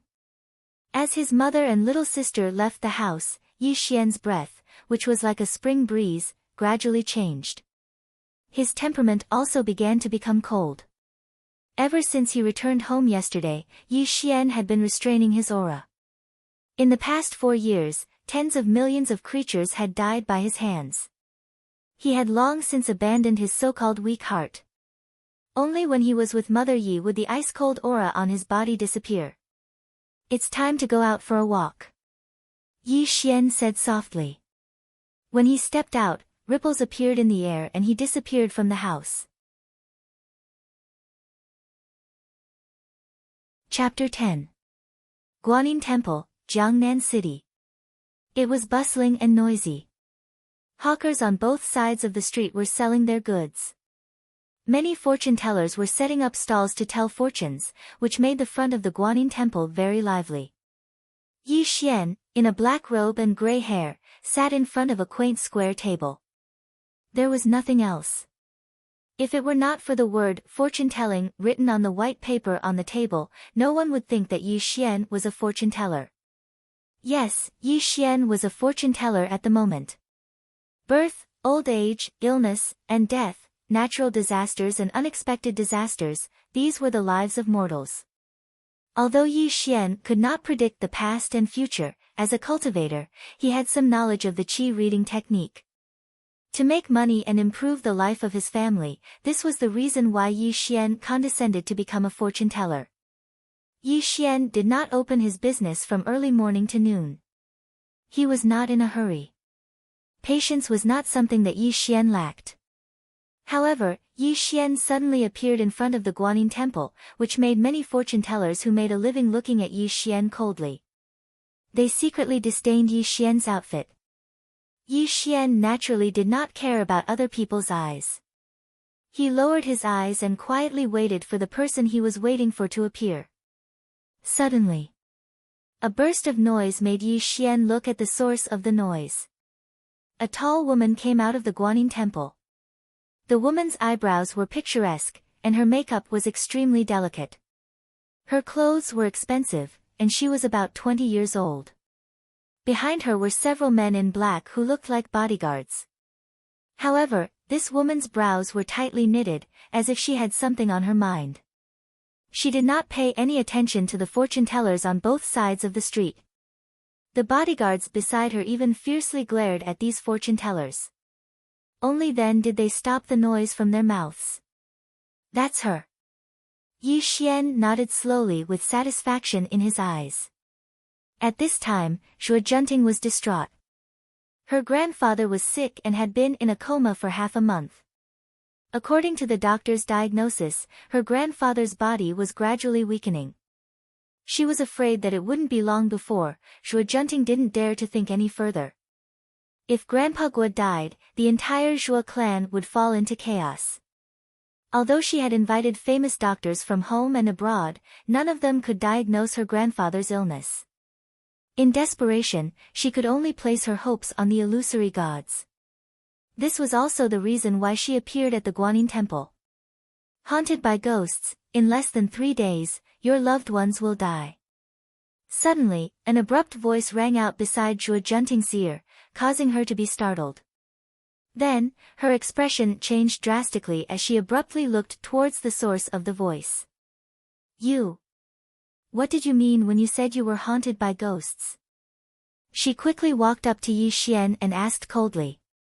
Yi Xian could tell at a glance that there was a faint trace of yin qi on Zhuo Junting's body. It was obvious that there was a ghost haunting her family. Since her body was fine, there must be someone in her family who was possessed by a ghost. Your loved ones are possessed by ghosts and their vitality is constantly being devoured. If you want to save them, I have a talisman here. All you need to do is stick it between their eyebrows and it will save their life. Yi Xian said coldly. A jade talisman suddenly appeared in his hand and he placed it on the table. Zhuo Junting was stunned when she saw the jade talisman on the table. She looked at Yi Xian with suspicion in her eyes. How much do you want for this jade talisman? Zhuo Junting's expression darkened. 1 million. Yi Xian directly stated the price. Whoa! As Yi Xian stated the price, there was an uproar around. Is this kid crazy? Does he really think she's that easy to trick? Hee, this kid really doesn't want to live anymore. One look at this lady and I can tell she's either rich or noble. I'm afraid he'll be in for it later. The peddlers and fortune-tellers on both sides of the street had already noticed this scene. All kinds of disdainful laughter could be heard. At this time, Zhuo Junting's expression was extremely ugly. Obviously, she also regarded Yi Xian in front of her as a charlatan. The bodyguard next to her looked at Yi Xian with hostility. Let's go. Zhuo Junting's expression was cold. She ordered the bodyguard to turn and leave. Yi Xian silently watched Zhuo Junting leave. He had no intention of stopping her because he believed that this woman would come back. Sure enough, Zhuo Junting turned back after taking a dozen steps. Her eyes were filled with a complicated expression. There's 1 million in this card. The last 6 digits of the card number are the password. Zhuo Junting directly took out a gold card and threw it on the table. This scene caused the surrounding crowd to be stunned. They felt like they were in a dream. Although Zhuo Junting treated Yi Xian as a charlatan, the fact that he could say something about her family gave her a glimmer of hope. She was already at the end of the road. She would not let go of even the slightest bit of hope. 1 million was just a drop in the ocean for her. Just as Zhuo Junting was about to take the jade talisman and leave, Yi Xian's voice sounded at the right time. 1 million just now, 2 million now. Boom! The surrounding crowd woke up from their daze. All kinds of curses were heard. Motherfucker, aren't you too shameless? Insatiable, insatiable. He already cheated her of 1 million and he's still so insatiable. If it were me, I'd give him a slap and let him know how powerful I am. At this time, Zhuo Junting gritted her teeth. She looked at Yi Xian as if she wanted to eat him alive. Her pair of delicate fists were clenched. Obviously, her anger had risen to the extreme. Miss, this man is a charlatan. Let me show him who's the boss. The bodyguard beside her was filled with righteous indignation. He rubbed his fists and was ready to beat Yi Xian up. Okay, here you go. Before the bodyguard could do anything, Zhuo Junting took out another gold card and threw it to Yi Xian. Then, she picked up the jade talisman on the table and turned to leave. But after a few steps, she suddenly turned back and sneered at Yi Xian. If your jade talisman is fake, I can find you even if I have to turn Jiangnan City upside down. With 2 million in hand, Yi Xian did not take Zhuo Junting's threat to heart. He got up and left directly. This made Zhuo Junting really treat him as a charlatan. How could he just turn around and leave after taking the money? Obviously, the other party had a guilty conscience. "Miss, can I help you get him back?" the bodyguard whispered. Looking at Yi Xian's back, Zhuo Junting was embarrassed and angry. Then, she shook her head and said, "No need. Let's go home." In the center of Jiangnan City, Yi Xian walked on the bustling street. The place he was heading to was Jinhua Luxury Shopping Mall. Yi Xian did not ask for much in exchange for 2 million xia currency from Zhuo Junting with a piece of jade talisman. One had to know that the jade talisman contained his own blood-fiendish aura. Not to mention being possessed by a ghost, even a ghost general-level ghost would be annihilated into dregs. Compared to a mere 2 million, Yi Xian was at a disadvantage. When Junting discovered the use of this jade talisman, she would probably feel deeply fortunate to have met Yi Xian. Chapter 11. Jinhua Luxury Shopping Mall. Yi Xian first entered a men's clothing store. He changed out of his black ancient robe and picked out a few sets of clothes. Under the passionate gaze of the beautiful salesperson, Yi Xian swiped his card and left, ignoring the small note that the salesperson secretly slipped him. Shopping, a lot of shopping. Yi Xian went on a shopping spree, from women's clothing to all kinds of goods. When he came out of Jinhua Shopping Mall, he had spent a total of 300,000 huaxia dollars. Yi Xian couldn't help but sigh. He had only bought some clothes and had actually spent 300,000. If it were him 4 years ago, he wouldn't even dare to think about it. Yi Xian headed straight home with a large number of goods in his hands. As for buying a house for his mother and sister to change their environment, he didn't consider it for the time being. It wasn't because of anything else, but because Yi Xian had inquired about the price of the house. In a first-tier city like Jiangnan, a house in the city center would cost at least a few million. Obviously, Yi Xian didn't have enough money. Moreover, since Yi Xian was planning to improve his family's living conditions, he naturally wouldn't consider buying an ordinary house. The worst would be a villa, and the money needed would probably start at least in the tens of millions. Jiangnan Hospital. Just as Zhuo Junting arrived at the intensive care unit, she saw that the outside of the ward was already filled with people from the Zhuo family. "Junting, although our Zhuo family is rich, you're too much. How could you let a charlatan cheat you out of 2 million to buy a useless jade talisman? If this were to spread, wouldn't we be ridiculed by others?" Zhuo Wenbin scolded Zhuo Junting with a gloomy expression. "Ting, it's not that I want to nag you, but now that the old master is critically ill, all the families are eyeing our Zhuo family. It's better if you don't do such things in the future," a middle-aged upper-class lady said with hidden meaning. "Humph." Zhuo Wenshan snorted and said, "Second brother, second sister-in-law, have you said enough? The old master isn't dead yet. It's not up to you to teach Ting a lesson. Big brother, Ting is your daughter. It's not right for you to protect her like this. Moreover, before the old master fell into a coma, he didn't say that he would pass the position of the family head to you." Zhuo Wenbin sneered again and again, appearing to have nothing to fear. "Big brother, second brother, the old master is critically ill now. Why are you arguing over such a trivial matter?" Zhuo Meiyun scolded her two brothers directly. Ting, what's done is done. Just be careful next time." Zhuo Meiyun comforted Zhuo Junting. At this time, Jun Ting frowned. It was obvious that the bodyguard had told the family about her matter, which led to this dispute. But obviously, this wasn't important. Ever since Grandpa fell into a coma, second uncle seemed to have changed into a different person. He had the intention to compete with father for the position of family head. This was not the first time he had used this as a pretext to make a fuss. Creak. The intensive care unit was pushed open, and several doctors and nurses walked out of the room, instantly attracting everyone's attention. Academician by how is my old master now? Zhuo Wenshan walked quickly to greet them, followed by the other members of the Zhuo family. If Yi Xian were present at this time, he would definitely recognize that the doctor walking in front was Director Bai of Jiangnan Hospital. Director Bai sighed and said with shame, "We've tried our best. Please restrain your grief. You can go in and take a last look at old Master Zhuo." The sudden bad news directly made Jun Ting's face turn pale. She even staggered into the intensive care unit.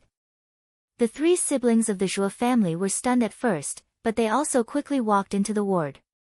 In the intensive care unit, the old master of the Zhuo family had a haggard face and a thin body. The medical equipment in front of him beeped, and his heart beat every 5 seconds. Obviously, it wouldn't be long before the old master of the Zhuo family passed away. "Dad!" As the members of the Zhuo family poured in, a few sorrowful cries were heard. Jun Ting bit her lips and stared blankly at the grandfather who had loved her the most since she was a child. A lot of tears appeared in her eyes. "Grandpa! Grandpa! Are you really going to leave Junting?" Jun Ting choked with sobs and kept shaking the old master's arm. However, no matter how she called, the old master didn't respond at all. Jun Ting's father and Jun Meiyun looked sad, while Jun Bin had a complicated look in his eyes. However, he hid it very well. When the Zhuo family was immersed in sorrow, Jun Ting's actions suddenly made the Zhuo family's expressions change. "Ting, what are you doing?" The father, Zhuo Wenshan, asked in surprise. "Junting, now is not the time for you to be fooling around." The second uncle, Zhuo Wenbin, scolded coldly. "Ting, quickly take that thing away from your grandfather's forehead." Zhuo Meiyun's expression was also a little unfriendly. As the saying goes, when a patient is in a desperate situation, Jun Ting didn't care whether Yi Xian was a liar or not. She directly took out the jade talisman that Yi Xian sold and quickly put it on the old master's forehead. Although Jun Ting knew that this couldn't save her grandfather's life, she wouldn't let go even if it was the last glimmer of hope. Perhaps this was also some comfort she was seeking in her heart. Just as the father, Zhuo Wenshan, was about to step forward to stop his daughter's nonsense, what happened next shocked the Zhuo family and made them all freeze in place. "Ah!" It sounded like the cry of an owl or the wail of a ghost. An ear-piercing scream came from old Master Zhuo's body. The jade talisman was emitting a blood-red light, enveloping old Master Zhuo's body. Buzz! The jade talisman moved without any wind and slowly rose into the air. A pitch-black ghost shadow escaped from old Master Zhuo's body and madly escaped out of the window. Crack! The jade talisman's blood-red light shone brightly and directly enveloped the void, causing an explosion in the void. A blood-red thunderbolt struck out and destroyed the ghost shadow into ashes. The jade talisman suspended in the air also turned into a pile of white powder at this moment. At the same time, in a dark room in Jiangnan City, a black-robed man suddenly spat out a mouthful of blood and his aura instantly weakened. "No, impossible. Who killed my ghost baby?" Who is he?" the black-robed man said with a trembling voice. Although he was also seriously injured due to the influence of his aura, the death of the ghost baby shocked him even more. In the intensive care unit of Jiangnan Hospital, the vision had disappeared, but the Zhuo family seemed to be still in a dream and couldn't come to their senses for a long time. It wasn't until old Master Zhuo groaned weakly that the Zhuo family woke up from the shock. Grandpa! Are you awake?" Jun Ting didn't care about the strange vision just now and hurried to old Master Zhuo's bedside. "Dad, are you all right?" The children of the Zhuo family hurried to him, each of their faces filled with excitement. "I almost died. Unfortunately, I was saved by an expert. That's why I survived," old Master Zhuo said weakly. Even though he was unconscious, he could still hear everything that was happening outside. It was just that he could not move or speak. Chapter 12. These days, Old Master Zhuo had been fighting against the ghost baby until he was almost completely devoured by it. Just when he thought he was going to die, he felt a cold touch between his eyebrows. The ghost baby seemed to be seriously injured and escaped from his body. Although he didn't know what happened, he knew that someone must be helping him from the outside. Ting Ting, who saved Grandpa? Old Master Zhuo ignored his weak body and quickly asked Zhuo Junting. At this moment, Zhuo Junting was also extremely shocked. She never thought that Yi Xian wasn't a liar. Sure enough, it was as the other party had said. Her grandfather was actually haunted by a ghost, and it was all thanks to his jade talisman. Otherwise, her grandfather would have left her. Junting quickly recounted how she got to know Yi Xian. She even told the old man about the miraculous incident just now, causing the people in the ward to be extremely shocked. 2 million. A mere 2 million in exchange for this old man's life? After listening to Zhuo Junting's narration, Old Master Zhuo muttered to himself. Soon, he came back to his senses and said solemnly, no matter what, no matter the price, we must find this expert. Grandpa must thank him in person. As the head of the Zhuo family, Old Master Zhuo deeply understood that since someone wanted to use a ghost to harm him, there would be a second time. Thanking this expert in person was true, but the real purpose was to find this expert and ask him to help him find the real culprit behind the scenes. What happened next was very simple. Old Master Zhuo recovered and was discharged from the hospital. This kind of incredible thing naturally shocked Dien Bai. However, no matter how he asked, the Zhuo family didn't tell the truth.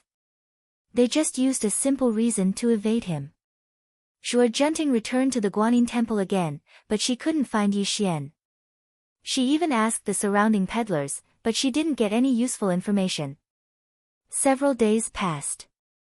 Zhuo Junting came to the Guanyin temple every day, but Yi Xian seemed to have disappeared from the world and never appeared in her sight again. Looking at the place where Yi Xian used to set up his stall, Zhuo Junting bit her lips and whispered, "Will you really not appear again?" The sun was setting, the afterglow of the setting sun. When Yi Xian returned home, he took out the goods he bought from the storage space and put them on the table. Then he waited patiently for Yi Mu to come back from work. According to her mother, she is now working as a cleaner in a hotel. Although Yi Xian asked Yi Mu to quit her job, her mother still insisted on going to work. Yi Xian knew in his heart that he had just returned home. In his mother's eyes, there was no job.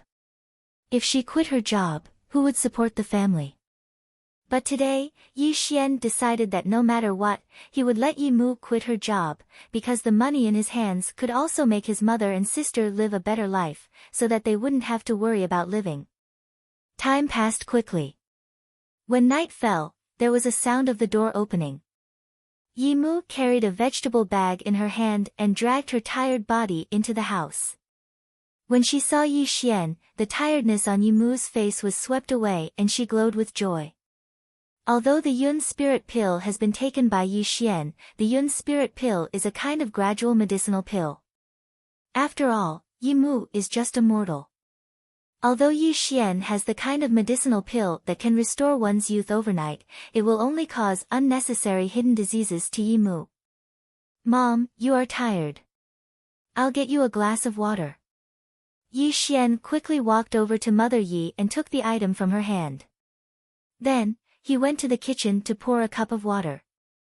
However, when Yi Xian returned, he saw Mother Yi staring blankly at the goods he'd bought. Yi Mu was not a woman without knowledge. She used to be a maid of the Yi family in the capital. Her vision was also different from ordinary people. When she saw the dazzling lineup of goods on the table, how could she not see the value? Every item on the table was an international brand, and each of them was worth tens of thousands of yuan. Yi Mu silently calculated that the items on the table alone were worth hundreds of thousands. Xianer, where did you get the money?"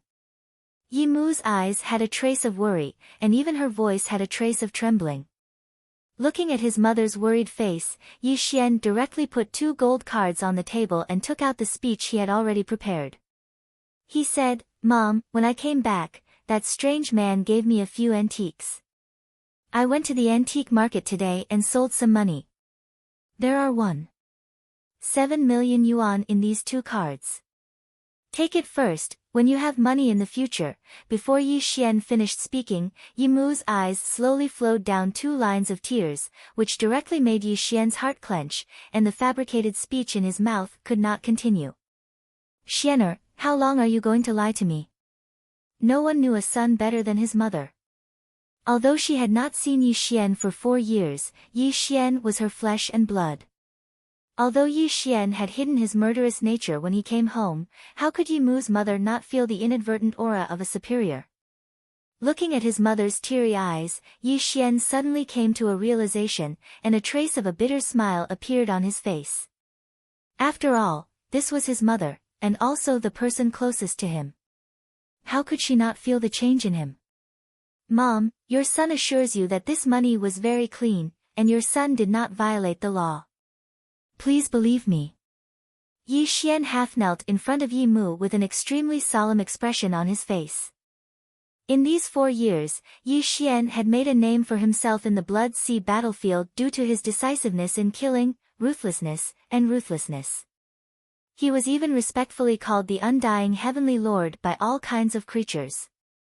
He had long since tempered his temperament to be extremely cold, but towards his mother, Yi Xian had great respect in his heart.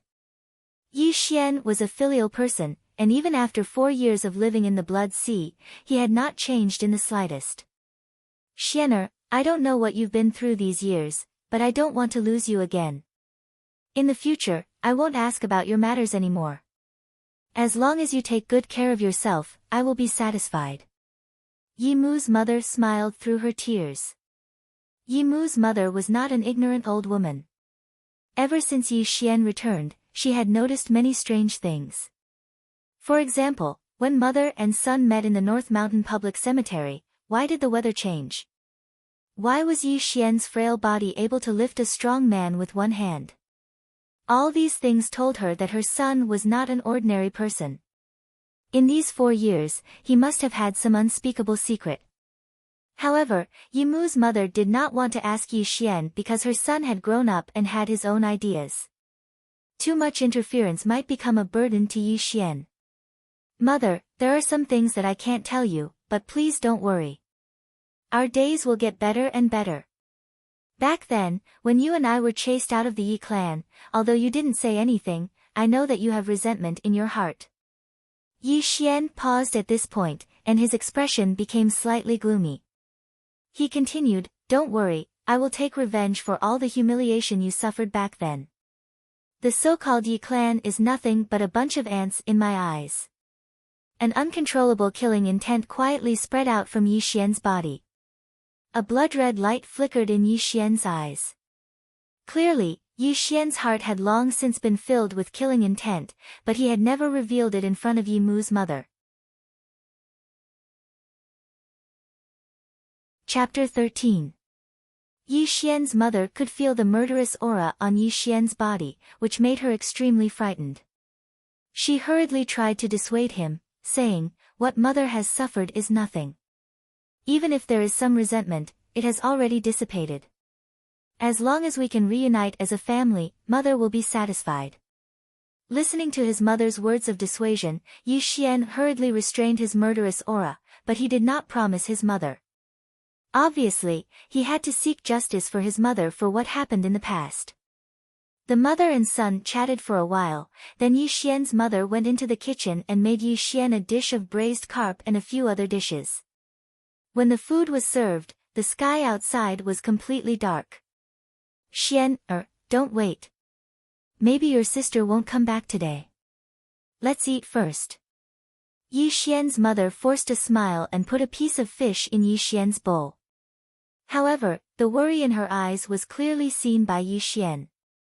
The food in the bowl was not touched. Yi Xian smiled and said, "Mother, wait at home. I will go to the school to pick up my sister. It won't take long." After saying this, Yi Xian did not wait for his mother to stop him. He directly got up and walked out of the house. When Yi Xian's mother chased after him, there was no sign of Yi Xian outside. Above the clouds, in the void, Yi Xian walked slowly. At this moment, Yi Xian's expression was ice-cold. It was obvious that he wasn't in a good mood when his little sister didn't return at night. When he, Yi Xian, was in a bad mood, he would kill. This was a habit that he developed in the Blood Sea battlefield for the past 4 years. Lanqi High School was a third-rate high school. You could not see any students wearing school uniforms. This high school was filled with all kinds of gangsters and delinquent girls. It was also known as one of the worst high schools in Jiangnan City. It was now 8:00 in the evening, and the school was already empty. However, in front of the school gate, there were all kinds of private cars parked there. From time to time, there were gorgeously dressed girls entering the private cars and leaving. Yi Xian quietly appeared in front of the school gate without attracting anyone's attention. Looking at the scene in front of the school gate, Yi Xian's expression turned cold. A few colorful gangsters were smoking cigarettes, and a few scantily clad girls were laughing and fooling around. From time to time, a middle-aged uncle would get out of a private car and chat with some delinquent girls. Even a fool could tell what they were talking about. My little sister attends such a school. Yi Xian's voice was cold and his face was extremely gloomy. Yi Xian strolled towards the thugs in front of him. When he arrived in front of them, the thugs noticed Yi Xian's presence. Hey kid, I've never seen you before. You look so young, could it be that you're also here to look for excitement? A gangster with dyed blue hair laughed at Yi Xian, causing the other gangsters to roar with laughter. Do you know a girl called Yilinger? Yi Xian asked in a deep voice. Yilinger. The green-haired gangster was stunned. He then looked at Yi Xian carefully and said, What's your relationship with her? I'm her brother. Yi Xian's voice was slightly cold. Ha, godbrother. I didn't expect Yilinger to have a godbrother. The green-haired gangster smiled mischievously, completely unaware of the coldness in Yi Xian's eyes. I'll ask you one more time, where is Yilinger right now? Yi Xian strolled in front of the green-haired gangster, causing him to be stunned. Then, anger appeared on his face. How the hell are you talking to Lao Tzu like that, you? The green-haired man wanted to boost his morale, but before he could finish his words, his vision blurred. A strong hand grabbed him by the neck and lifted him into the air in an instant. Yi Xian's 5 fingers slowly closed. His voice was even colder as he said, Tell me where she is. Such a scene caused the other gangsters to be extremely shocked. They wanted to go up and help, but when they saw Yi Xian's cold eyes, they immediately scattered and fled. Obviously, these gangsters were also people who bullied the weak and feared the strong. Seeing Yi Xian lift the green-haired gangster up effortlessly, they were afraid that he was also a martial artist. How could they be a match for Yi Xian? Cough, cough. I'll talk. The green-haired gangster's face was red as he spat out a few words with great difficulty. This also caused Yi Xian to loosen his grip and let the gangster fall to the ground. Today is Yi Xian's birthday. Yilinger and a few other girls have already been picked up by Yi Xian. I heard that they are at night bar. The green-haired gangster quickly said, afraid that Yi Xian would beat him up. Brother who? Yi Xian muttered to himself. He then looked at the green-haired gangster and said, Who is Brother Hu? Brother Hu is one of the leaders of the Beichuan gang. If you are really Yilinger's brother, I advise you not to look for her. When Brother Hu was mentioned, the green-haired gangster's face was filled with fear. Hearing the green-haired gangster's reminder, Yi Xian silently glanced at the gangster. This green-haired gangster was not a bad person. Otherwise, he would not have warned him. Yi Xian did not know why the gangster became like this. Yi Xian once again learned the address of night bar from the green-haired gangster and directly walked towards it. Hey, are you really going to look for Yilinger? You will be beaten to death. Looking at Yi Xian's back, the green-haired gangster hesitated. However, he still shouted these words to Yi Xian. Learn how to be a good person. Remember to dye your hair back. Yi Xian's voice sounded out from afar, causing Azure Hair to be stunned. He didn't know that if it wasn't for his kind reminder, he would have long since become a cripple based on the few filthy words from before. Night bar. Heavy metal music filled every inch of the bar. Countless young men and women were crazily dancing on the dance floor. The DJ on the stage was shouting passionately. There were even two flirtatious women in bikinis dancing their bodies. Just as he entered the night bar, Yi Xian frowned. He did not like this kind of extremely noisy place. If it were not for finding his sister, he would not have appeared here. Sir, are you alone?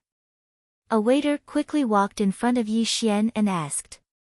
I am Brother Hu's friend. Do you know where he is? As Yi Xian's voice fell, the waiter was startled. He carefully sized up Yi Xian. His eyes were filled with doubt. One must know that today was Brother Hu's birthday. Which of Brother Hu's friends were not fiendish? How could there be such a gentle young man? Although he was suspicious, the waiter still pointed the way for Yi Xian. This also allowed Yi Xian to walk towards Brother Hu's table. In table number 1. On a luxurious golden sofa, there were 10 or so bald men with fierce faces. Every one of them had tattoos of dragons and tigers on their bodies. The sound of wine glasses clinking could be heard from time to time. The leader had a fierce face. There were several scars on his shiny bald head, making people not dare to look him in the eye. 10 or so young girls sat beside him. A dazzling array of wine filled the table. Occasionally, there would be girls making lewd sounds, causing waves of laughter. Yi Linger, with her yellow hair and heavy makeup, sat beside Brother Hu. Her eyes were filled with deep worry. She did not think of this, but Brother Hu insisted that she accompany him. Chapter 14. Most importantly, Yi Xian had crippled one of Brother Hu's men when he returned home. If she didn't come, she was afraid she would bring trouble to her family. Yi Ling naturally knew what would happen if she came. Brother Hu had been coveting her for a long time. Only because she had been feigning civility with him, she had not been defiled by him.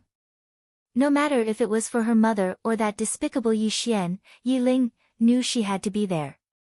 But in a situation like this, Brother Hu was clearly not going to let her go. This made Yi Ling's mind tense, and she kept thinking of ways to deal with him. Drink. She kept drinking with Brother Hu. Yi Ling's idea was simple. If she wanted to avoid this disaster, she could only get him drunk. Only then could she escape with her life. Unfortunately, after a few bottles of wine, Yi Ling's head was dizzy. Brother Hu's expression did not change. This made Yi Ling bite her lips. Her face was pale. She couldn't help but think, could it be that she really couldn't avoid this disaster today? I say, Yi Ling, our Brother Hu has admired you for a long time. If it weren't for the fact that he didn't want to force you, he would have already done it with you. Tonight, no matter what, you can't leave. A big man with a tattoo of a green wolf on his body smelled of alcohol and loudly laughed at Yi Ling. That's right, Ling. Even Brother Hu doesn't like women like us. If it were me, I would have already thrown myself into Brother Hu's arms. There was even a young girl who was sitting on the legs of a big man and constantly giggled at Yi Ling. At this time, Brother Hu's face was red. Looking at Yi Ling beside him, who was looking down, his eyes flashed with lust. Ling, your brother broke my subordinate's arm. This is because I gave you face, so I didn't pursue the matter. If it were someone else, they would already be a dead man. As Brother Hu spoke, he put his hand on Yi Ling's shoulder. But Yi Ling calmly dodged. This made Brother Hu's face change. He didn't think Yi Ling would still refuse to give in. Ling will remember Brother Hu's feelings. Let me toast you. Yi Ling forced a smile. She picked up the wine cup on the table and drank it all in one gulp. Unfortunately, brother who didn't even raise his glass. After so many years in the underworld, how could he not see that Yi Ling didn't want to accompany him? I won't drink anymore, I'm a bit tired. Ling why don't you send me back to the hotel? Tiger's voice was a bit cold, and his fierce eyes stared straight at the girl in front of him. As Brother Hu's voice fell, Yi Ling's face instantly paled. She knew she could not avoid this. She bit her lips and said with a trembling voice, Brother Hu, it's too late today. I still have some things to do at home. How about I accompany you later? Bang! Suddenly, Brother Tiger stood up abruptly. The bottle in his hand shattered and fell to the ground. His expression was extremely ugly. Brat, I'm giving you face by sleeping with you. Do you really think that Lao Tzu is a kind person? Brother Hu tore off the last of his concealment. His ferocious voice rang through the entire table, causing his subordinates to stop laughing. They all looked at Yi Ling fiercely. After all, Yi Ling was only a girl. How could she have experienced such a scene? At this moment, there was only despair in her eyes. She knew she couldn't escape, and the thought of suicide rose in her heart. Motherfucker, originally Lao Tzu hoped that you would be willing. Looks like today, Lao Tzu is going to force himself on you. Brother Hu didn't waste any more words. He directly grabbed at Yi Ling, causing his subordinates to become even more excited. Facing Brother Hu's actions, Yi Ling's face paled. Her body continuously retreated, and she casually picked up an empty bottle. It was as if this was her last resort. It was also at this moment that Yi Ling's eyes became absent-minded. She couldn't help but think of Yi Xian's figure. She clearly remembered that when she was in elementary school, whenever a senior student bullied her, Yi Xian, as her older brother, would stand up for her. There was even one time, because of her, Yi Xian was beaten to a bloody pulp by a few senior students. At that time, she tightly hugged Yi Xian and cried. She continuously wiped away his blood, but she was still comforted by Yi Xian in his arms. Brother, where are you? Her thoughts turned back. Yi Ling murmured in her sleep, and a mist appeared in her eyes. Suddenly, a cold voice sounded from the table at the right time. If you want to die, you can take another step forward. The sudden appearance of the voice startled Brother Hu and his subordinates. They all turned around to look at the source of the voice. At this moment, the table's curtain was opened, and Yi Xian slowly walked in. However, his face was extremely gloomy. When Yi Xian appeared, Yi Ling was completely stunned. In just a few breaths of time, her face changed greatly. Her eyes were filled with great worry. She hysterically shouted at Yi Xian, get out, I don't need you to care about me. Obviously, Yi Ling knew what kind of people Brother Hu and his subordinates were. How could Yi Xian be their opponent? If Yi Xian was crippled, Yi Ling definitely did not want to see this happen. Kid, who are you? Brother Hu's eyes narrowed, and his voice was somewhat ferocious. She's my sister. I want to bring her home. At this moment, Yi Xian's gloomy face was no longer there. His voice was also calmer. However, if the creatures in the Blood Sea battlefield saw Yi Xian's appearance, they would probably scream. This was because Yi Xian in this state was the most terrifying existence. Your sister. Today, Lao Tzu wants to sleep with your sister. Where can you take her? Brother Hu sneered again and again. He directly pulled out a machete from behind the sofa. The cold light of the machete was abnormally dazzling. It was as if in the next moment, it would cut down Yi Xian. The boss was ready to make his move. The rest of the subordinates also laughed maliciously. All kinds of knives appeared in their hands. They faintly looked like they were surrounding Yi Xian. Looking at this scene, Yi Ling turned pale with fright. She quickly walked in front of Brother Hu and forced a smile. Brother Hu, I beg you to let him go. I'll go with you tonight. Ha! After receiving Yi Ling's Er's reply, Brother Hu laughed. Kid, did you hear that? Your sister has decided to go with me. You can get out now. How do you want to die? Yi Xian's voice was calm as he slowly walked towards Brother Hu. Looking at Yi Xian's figure getting closer and closer, Yi Ling-er's expression changed greatly. She could not understand why Yi Xian wanted to die like this. Could it be that he could not see the current situation? Friend, which gang do you belong to? Suddenly, without waiting for Yi Ling-er to stop Yi Xian's suicidal actions, Brother Hu's expression became vigilant. His voice also became cautious. And such a scene also made Yi Ling-er suddenly stunned. She could not understand why Brother Hu's attitude suddenly changed. He actually did not make a move against Yi Xian.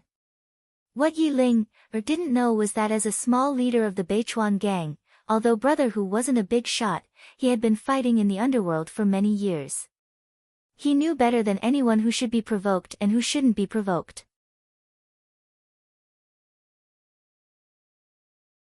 Chapter 15. Just now, Brother Tiger only treated Yi Xian as an ordinary person. However, as Yi Xian continued to walk towards him, a huge pressure came towards him.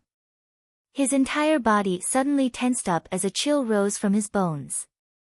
It was as if there was a voice in the unseen world telling him that the person walking towards him was an extremely terrifying person who might take his life.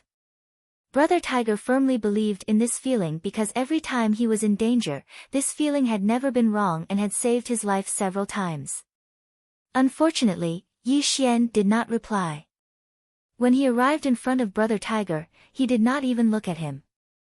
He directly pulled Yi Ling-er's small hand and walked out of the booth. Such a scene made Yi Ling-er extremely confused. She allowed Yi Xian to pull her hand and walk out. From beginning to end, she did not come back to her senses. Brother Tiger's subordinates were even more astonished. With steel knives in their hands, they wanted to chase after Yi Xian. However, before they could do anything, Brother Tiger scolded them, causing them to stop in their tracks. Don't chase, let him go. Brother Tiger's voice trembled. His forehead was covered in cold sweat. Looking at Yi Xian's disappearing figure, his eyes were filled with extreme fear. Terrifying, too terrifying. This person's aura seemed to be even stronger than the gang leaders. Brother Tiger's mind was in turmoil as this thought appeared in his mind. Outside the night bar, a gust of cold wind blew, causing Yi Ling-er to wake up from her astonishment. She instantly pulled her hand out of Yi Xian's hand and looked at Yi Xian with a complicated expression. Mom is waiting for you at home. You go home first. Yi Xian's voice was calm. He directly took off his coat and put it on Yi Ling-er's body. He casually hailed a taxi and without caring whether Yi Ling-er was willing or not, he directly pushed her into the car. His method was slightly violent. At this moment, looking at Yi Xian outside the car, Yi Ling-er bit her lips. Her eyes were filled with hesitation. When the taxi started, her voice trembled as she said, You're not going home? I still have some things to do, Yi Xian said calmly. The taxi quickly started and took Yi Ling-er back home. When the taxi disappeared from Yi Xian's eyes, a cruel smile appeared on his face. Woo! The wind and snow covered the sky, and the cold wind whistled. The originally clear weather suddenly turned gloomy, and Yi Xian slowly turned around, once again returning to the night bar. Nightshade Bar. Loud heavy metal music, crazy dancing men and women, none of them knew that tonight would be a bloody feast. In the number 1 booth, Brother Hu continuously poured wine into his mouth in order to suppress the fear that Yi Xian brought to him. As for the girls in the booth, they were all chased away, leaving only a dozen or so of his subordinates by their side. Brother Hu, who was that brat just now? Why did you let him go? A subordinate asked. That's right, Brother Hu. If you didn't tell us not to move, we would have already crippled him, another subordinate said. Listening to his subordinate's words, Brother Hu slowly shook his head and said, What do you brats know? That young man is definitely not simple. At this point, Brother Hu's voice paused. His eyes were somewhat sinister as he continued, although this person is not simple, there is no one in Jiangnan City that we, the Beichuan gang, do not dare to offend. Investigate, find out if this brat is Yi Ling-er's brother, and what his background is. Dong, dong, dong. Like the beating of a war drum, like the wailing of countless ghosts, a heavy footstep was heard, and a lonely figure quietly appeared in the number 1 booth. There is no need to investigate, because all of you will die. Yi Xian's eyes were filled with blood, and his voice was like the tolling of a bell. He seemed to smell the scent of blood, and his entire person became more otherworldly. The sudden appearance of Yi Xian made Brother Hu's eyes widen. He did not expect that the other party would return. Get your weapons. Brother Hu's face was cold, and he did not waste any more words. The other party dared to return, so he was obviously not a good person. Any more words would just be unnecessary. As Brother Hu's voice fell, dozens of subordinates pulled out their steel knives and rushed towards Yi Xian. Looking at their posture, they were determined to hack Yi Xian to death on the spot. Fuck, stinking brat, go die. A burly man with a green wolf tattoo slashed out with his saber. However, before he could arrive in front of Yi Xian, he was stunned on the spot. The machete that was raised in midair fell from his hand to the ground. Ah! Dozens of terrified screams came from these big men's mouths. The footsteps that were originally rushing towards Yi Xian became even more awkward, because they saw an extremely terrifying scene. The burly man with the tattoo of the green wolf seemed to have been cleaved apart from head to toe by a knife. His entire body was split into 2 halves, and a large amount of blood continuously spurted out from the 2 halves of the corpse. That terrifying scene was simply terrifying. Every Beichuan gang member present was a ruthless character in the underworld, and a few of them had killed people with their own hands. But even if they were extremely fierce, when had they ever seen such a terrifying scene? This person is a devil. A big man shouted in horror. He wanted to escape, but the exit was blocked by Yi Xian, and this made his eyes filled with despair. Today, all of you will die. Yi Xian smiled cruelly. His palm was sparkling like jade, but it was slowly glowing. It was a blood-red light, and more importantly, it was the light of slaughter. Buzz! The blood-red light was biting cold, and when Yi Xian's palm danced, an extremely terrifying blade light cut through the void, and the miserable cries of the Beichuan gang members could be heard from the entire table. Blood rained down, and severed limbs. After more than 10 seconds, the cries gradually stopped, and the entire table was dead silent, as if it had turned into an Azura slaughterhouse.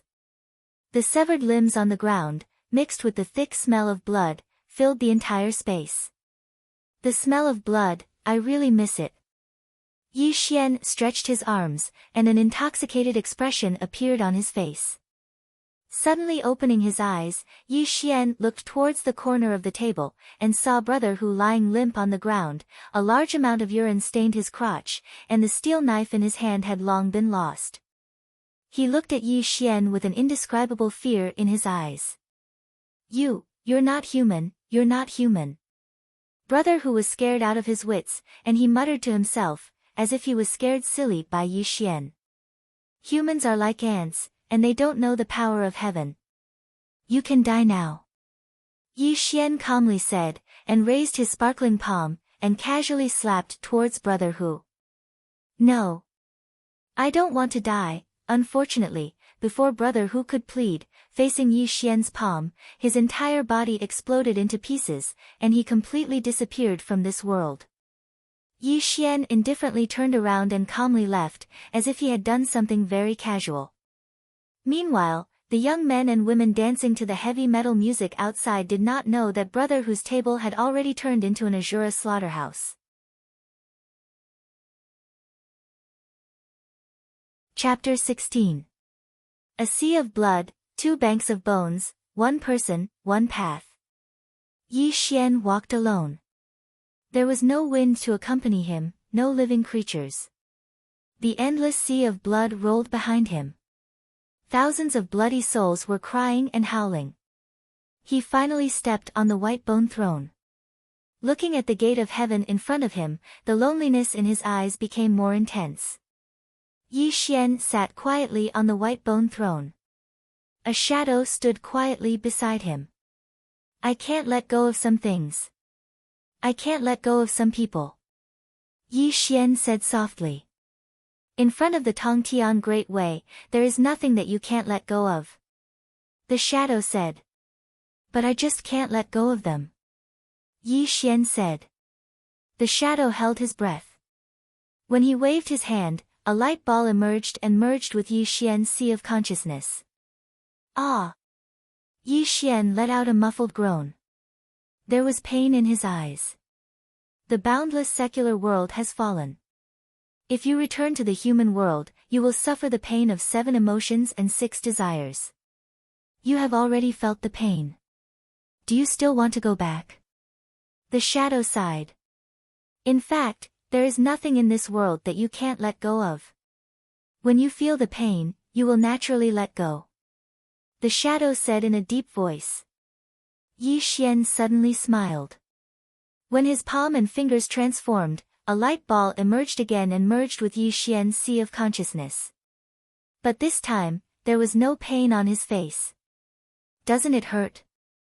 The shadow was surprised. Yi Xian smiled and said, It hurts. The shadow was puzzled. Why don't you let go? Because the people I care about are waiting for me to go back. After saying that, Yi Xian walked down from the white bone throne and returned to the gate of the human world. Looking at Yi Xian's receding figure, the shadow's breath became chaotic. He suddenly roared, Yi Xian, if you return to the human world, you may fall into the secular world forever. Do you really want to give up the legendary Tongtian Great Way for those ignorant mortals? Unfortunately, no matter how much the shadow roared, Yi Xian had already disappeared from his sight. Could it be that I'm really obsessed? The mysterious man murmured to himself. The wind and snow filled the sky, and the moon was bright. Yi Xian turned around from his thoughts.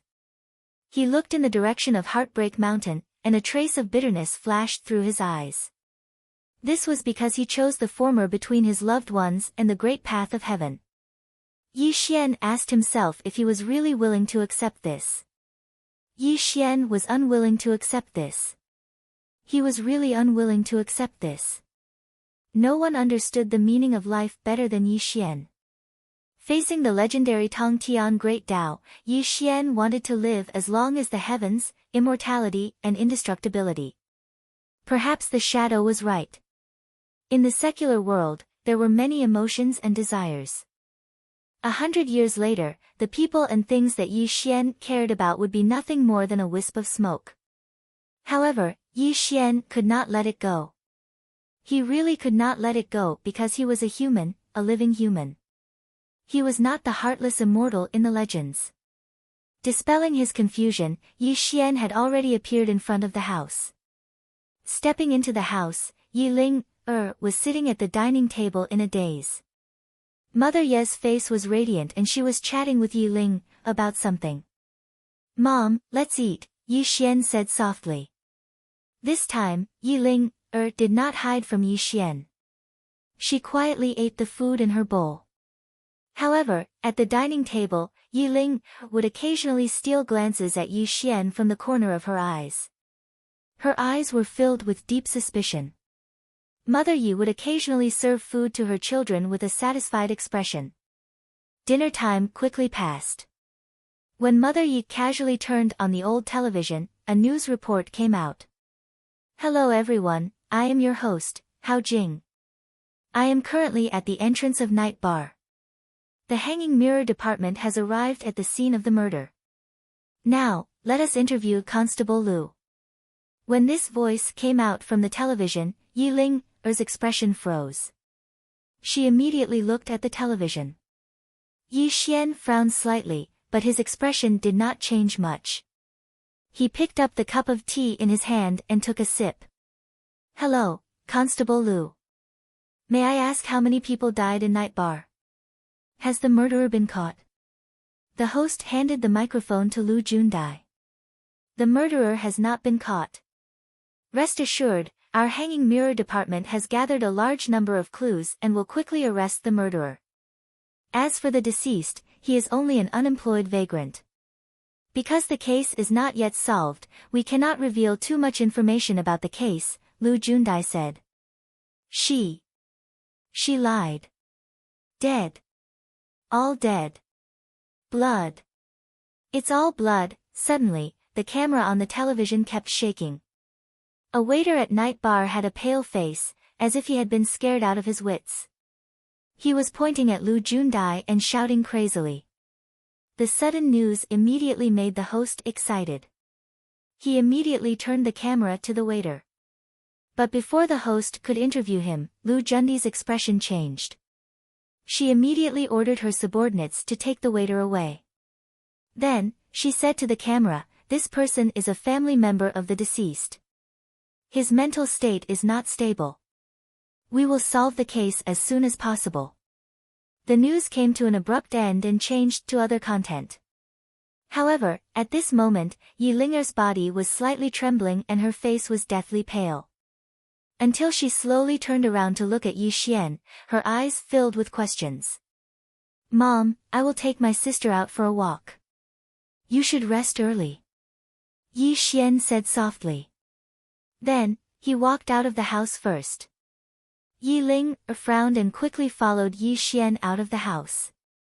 Looking at the brother and sister walking out of the house, Mother Ye's face was filled with gratification. It was obvious that the relationship between the brother and sister had improved. On the quiet snowy road, the moonlight shone down, illuminating Yi Xian. He walked forward slowly. Yi Ling followed silently. Until Yi Xian stopped, he said in a low voice, "What do you want to ask me?" Looking at Yi Xian's back, Yi Ling's eyes were in a trance. The person in front of her was her brother. However, he felt familiar yet unfamiliar. After a full 10 breaths, Yi Ling lowered her eyes. Her voice was as soft as a mosquito's. They were killed by you. Is that important?" Yi Xian did not turn his head. His voice was slightly low. Yi Ling suddenly raised her head. Her eyes were filled with tears. Her voice trembled. "Are you crazy? Those were dozens of lives. If you were caught, you would also die." Hearing Yi Ling's trembling voice, Yi Xian slowly turned his head. His eyes were extremely deep. He looked directly at Yi Ling and said, "Ling, do you still remember? When you were very young, every time someone bullied you, I would stand up for you. It was so in the past, and it is still so now. This has never changed." Looking at Yi Xian's deep eyes and hearing Yi Xian's words, Yi Ling bit her lips. The tears in her eyes flowed out uncontrollably. In the night bar, when she was at her most desperate, only the figure of her brother, Yi Xian, appeared in her mind. When Yi Xian really appeared, Yi Ling felt as if she was dreaming. In reality, no matter how much Yi Ling appeared to hate Yi Xian, in her heart, she had never truly hated Yi Xian. However, the rebellious nature of a young girl made her unable to let go of Yi Xian's departure without saying goodbye. Yi Xian came in front of Yi Ling and wiped away the tears on her face. Yi Ling could no longer control the emotions in her heart. She opened her arms and tightly hugged Yi Xian. The long-awaited brother also came out of her mouth. Chapter 17. Facing the moonlight and stepping on the snow, the siblings walked home. Along the way, Yi Linger kept asking Yi Xian where he'd been for the past 4 years. Yi Xian could only find an excuse to avoid it. He couldn't tell his sister that he was actually a cultivator, that he was called the Undying Heavenly Lord by the creatures of the Blood Sea battlefield, and that his hands were stained with the blood of millions of creatures. At home, the lights were bright. The siblings entered the house, but Mother Yi did not rest. She was obviously waiting for the return of her children. "Mom, I'm going to transfer Ling to another school tomorrow. Ever since he saw the school Yi Ling, was in, Yi Xian had already thought of transferring his sister. Yi Ling had become like this. Although he had disappeared for 4 years, the terrible environment was also a large part of the reason. The environment could change people. Yi Xian always believed this. For years ago, he was just a weak youth who could not even grasp his own life. But after 4 years of life in the Blood Sea battlefield, not only did he break out of his cocoon and become a butterfly, but he also became a legendary cultivator. And this was caused by the environment. Yi Xian's suggestion caused Mother Yi to nod her head. It was obvious that Mother Yi was well aware of the morals of the Lanqi High School that Yi Ling was in. If it wasn't for the difficulties at home, how could she have let Yi Ling attend this high school? Xian, I'll leave this matter to you. Mother Ye's voice paused. She looked at Yi Xian with anticipation. Xian, you've been gone for 4 years. Now that you're back, you should put your studies on the agenda. Why don't you go to school with Ling? Mother Ye's suggestion caused Yi Xian to be stunned. He'd never thought of returning to school. Just as he was about to refuse, he saw Mother Ye's expectant eyes. He could only forcefully swallow the words that were about to come out of his mouth. Mom, I promise you. In order not to let his mother down, Yi Xian can only agree, but he has already thought about it. He will directly find a school to hang his name. He will never go to school. After 2 years, he will get a graduation certificate, which is also an explanation to Yi Mu. At this moment, hearing that Yi Xian was also going to school with her, Yi Ling smiled knowingly and said to Yi Xian, Brother, you haven't been to school for 4 years. If you have any problems with your studies, you can ask me for help. Looking at Yi Ling's smiling face, Yi Xian helplessly shook his head and said, Dye your hair back tomorrow. In the future, you have to study hard. When Yi Xian reached this point, his voice came to an abrupt halt. His mind suddenly shook, and his eyes abruptly looked in the direction of Heartbreak Mountain. An extremely complicated expression flashed across his eyes. Are you summoning me? Yi Xian muttered softly. Heartbreak Mountain, unknown space. The sea of blood was overturning the sky, and the spirits were crying. A blood halberd that was thousands of feet long was lying in the void. The blood-colored halberd was shining, and the 1,000-feet-long halberd was violently shaking, causing the endless sea of blood below to churn. Buzz! The halberd hummed, vast and endless. It seemed to be crying, and more like it was summoning someone. It also caused this part of the world to become violent, and all the creatures in all directions did not dare to come out. A shadow came across the sky, and even when the shadow appeared next to the blood-colored halberd, it did not stop the blood-colored halberd from rampaging. Sigh. A low sigh came from the shadow's mouth. He silently looked at the blood-colored halberd, and after a full 10 breaths, he said, You miss him? But, he really has left. But I believe that, before long, he will come back. Please believe me. The shadow said in a low voice. Rumble. Like thunder from the 9th heaven, like the stars in the sky exploding, the 1,000-feet-long blood halberd violently shook. The huge halberd was emitting a Tongtian blood light, as if it wanted to leave this space to find its master. Are you crazy? Looking at such a strange scene, the shadow roared in horror, but the fear in his eyes became more and more dignified. If you go to find him, it will definitely cause a great change. You have to believe me, he will come back. The shadow said in a trembling voice, constantly comforting the killing weapon in front of him. As the shadow explained, the blood-colored halberd gradually calmed down, until it no longer had any momentum, lying in the sky above the sea of blood. The shadow suddenly turned around, as if he wanted to look in the direction of Yi Xian through the blood-colored door, and the aura around him fluctuated violently. Yi Xian! You bastard, if you don't come back, I will not be able to control the halberd. The shadow roared in his heart. Brother, who is summoning you? What are you talking about? Yi Ling asked curiously. Yi Xian returned from his thoughts, and his eyes were slightly complicated. He looked at Yi Ling solemnly and said, Ling if I am not here one day, you must take good care of mother. As Yi Xian's voice fell, Mother Yi and Yi Ling were both shocked.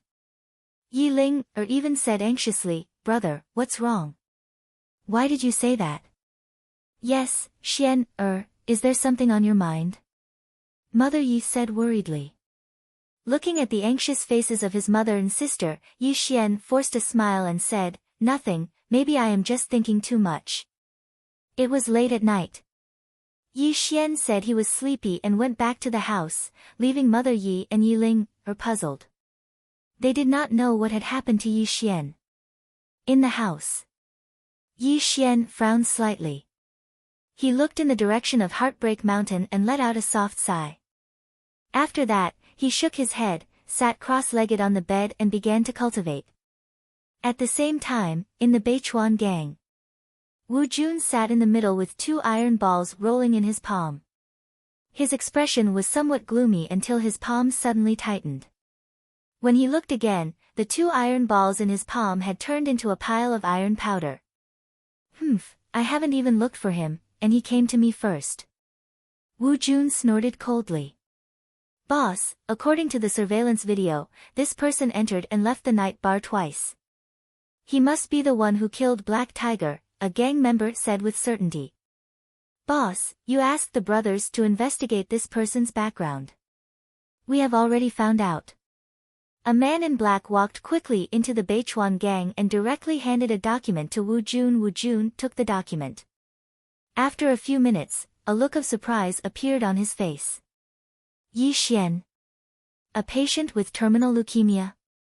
He disappeared for 4 years, and when he reappeared, he was not dead. Wu Jun murmured. That's right. According to boss's instructions, we have Xia Qiu under control. We got this information from her. Jiangnan Hospital's files also have this person's death record, the man in black said. As he listened to his subordinate's report, Wu Jun continued to knock on the table. His eyes narrowed at this moment. After a few breaths, he said, Have you found out where he went in the past 4 years? What did he do? No, there was no clue at all. This person disappeared 4 years ago. It was as if he had evaporated into thin air. The black-clothed man paused for a moment before continuing, although we didn't find out where he went in the past 4 years, we found out that he has an old mother and a younger sister at home. This person entered the night bar and killed the gang's brothers. It is very likely that it was because of his younger sister. Well, you did well. You may leave. As Wu Jun's voice fell, the man in black relaxed and hurriedly left. Obviously, Wu Jun had given him a lot of pressure. White Tiger, go and send him an invitation. Tell him that 3 days later at 6:00 in the evening, I would like to invite him to the Full Moon restaurant for a gathering. Wu Jun pondered for a moment before instructing a young man with a cold expression.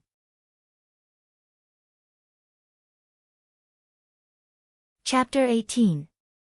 Jiangnan Hanging Mirror Department. Lu Jundai frowned. Her face looked haggard. Tai Li and Ling Long didn't look too good either. They were watching the video of Yi Xian entering the night bar. I don't know who this person's master is, but he killed so many people. Although he didn't kill good people, he deserved the death penalty. Tai Li said with a pale face. Dong dong dong. There was a knock on the door. A constable walked up to Lu Jundai and said, Boss, we got news from inside. Wu Jun invited the suspect to the Moon Pavilion in 3 days. He is indeed the boss of the Beichuan gang. We haven't done anything yet, but he can't sit still. If Wu Jun could find out about Yi Xian, Lu Jundi's reputation as the head constable of the Hanging Mirror Department was not undeserved. Lu Jundai looked at Tai Li and Ling Long. Since the case was handed over to the Wuan agency, she had to ask for their opinion. This person is an ancient warrior. We don't know his exact strength, but with the 2 of us, he won't be able to escape. Constable Lu, you don't have to get involved. After saying that, Tai Li left the hanging mirror department with the little girl Ling Long. Obviously, they were going to arrest Yi Xian in 3 days. Looking at the backs of the two leaving, Lu Jundai frowned. Obviously, they didn't recognize her and only thought of her as an ordinary person. I want to see what kind of person this Yi Xian is. Even the Wuan agency thinks so highly of him. Lu Jundai said in a low voice. The next morning, the sky was clear and the sun was shining brightly, bringing some warmth to this winter. Yi Xian faced the rising sun and slowly opened his eyes. After a night of cultivation, his mind gradually calmed down. Opening the door, he saw that it was already 9 in the morning. There was no one in the house. Yi Xian knew that his mother had gone to work early. Yi Ling should have gone back to school to pack her clothes and prepare for the transfer. Although Yi Xian asked his mother to quit her job, she was prevaricated by Yi Mu. She just said that she would quit her job after this month. At the dinner table, Yi Xian left 2 gold cards for his mother last night. Yi Mu did not accept them, which also made Yi Xian slightly helpless. He put away the 2 gold cards and walked out of the house directly. Jiangnan City, Sky Blue University. In the whole of Jiangnan City, the Sky Blue Academy was the best in terms of teachers. It was because it was a private aristocratic school. The teachers in the school were all role models in the education world. Their knowledge could be said to be extremely profound. Some professors who had returned from overseas would give public lectures at the Sky Blue Academy from time to time. Of course, if one wanted to become a student here, other than coming from a wealthy family, they would only recruit top students. From this, it could be seen how strict Sky Blue Academy was in selecting students. At the school gate, all kinds of luxurious cars were parked in front of the gate, just like an international car show. You could see all kinds of luxurious cars, whether you had seen them before or not, in front of the Sky Blue Academy. It was also a wonder of Jiangnan City. From time to time, students would walk out of the cars. Every one of them was wearing expensive clothes and their faces were brimming with great confidence. Looking at the scene in front of him, Yi Xian's eyes were a little dazed. His expression was a little self-deprecating. 4 years ago, he had entered the Sky Blue Academy with his excellent results. He did not expect that 4 years later, he would step foot here again. She should have returned to the capital, right? Perhaps it was because the scene reminded him of something, Yi Xian muttered to himself. Dispelling his thoughts, Yi Xian strolled into the Sky Blue Academy. Along the way, looking at the familiar buildings, old memories kept reviving in the depths of Yi Xian's mind. Vice Principal's office. When Yi Xian transferred 500,000 yuan to the Vice Principal's card, the Vice Principal's serious expression suddenly changed. He personally handled the admission procedures for Yi Xian and Yi Ling. This made Yi Xian sigh. Even if it was an institution of higher learning, as long as there was money to pave the way, the so-called strict selection of students was just a joke. After completing the admission procedures, Yi Xian revisited his old haunts. However, he could no longer see the people he was familiar with. This made him laugh at himself and prepare to return home. All of a sudden, before Yi Xian could walk out of the school gate, the roar of a motor came from behind him. It was a fiery red Maserati. It was driving towards Yi Xian like a steel beast. At this critical moment, an anxious female voice came from afar. Dodge quickly. At this moment, Yi Xian's face turned cold. His body moved slightly to the side and avoided the car behind him. This caused the Maserati to crash directly into the school's wall. Bang! With a loud bang, the front cover of the Maserati caved in and a huge crack appeared on the wall.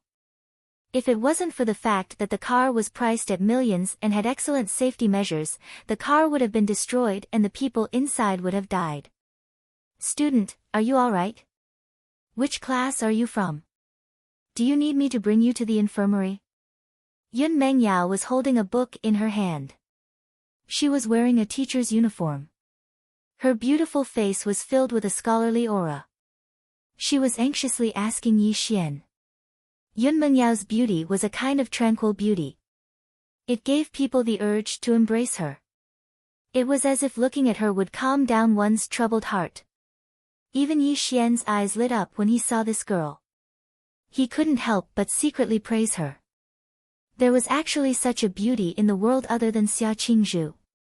Although Yi Xian was stunned by Yun Mengyao's temperament and appearance, his gaze didn't linger on her for too long. He didn't answer the other party's question.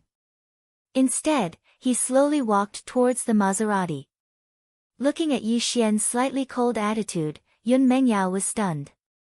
In her memory, as long as a man saw her appearance, all of them would lose themselves and become infatuated.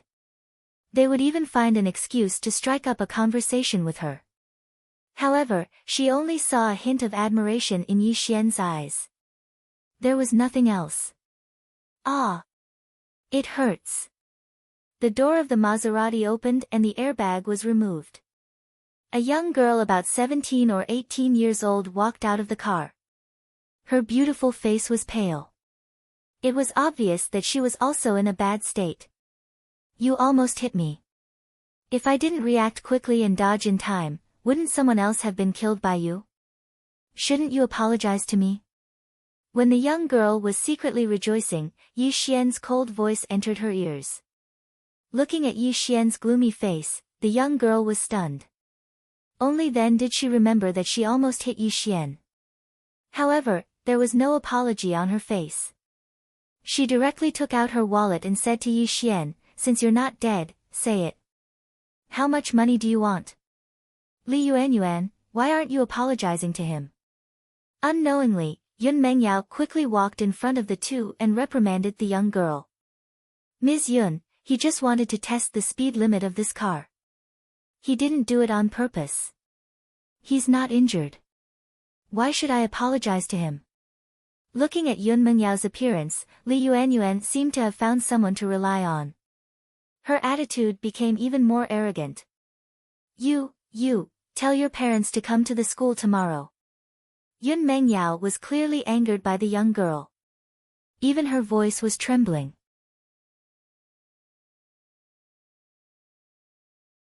Chapter 19.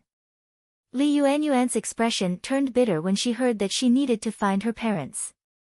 She went to Yun Mengyao's side and shook her arm, saying coquettishly, "Miss Yun, please don't. You can just pay him more money. You know that my parents aren't in Jiangnan." Yun Mengyao felt like she was looking at her younger self when she saw the pleading look on the girl's face.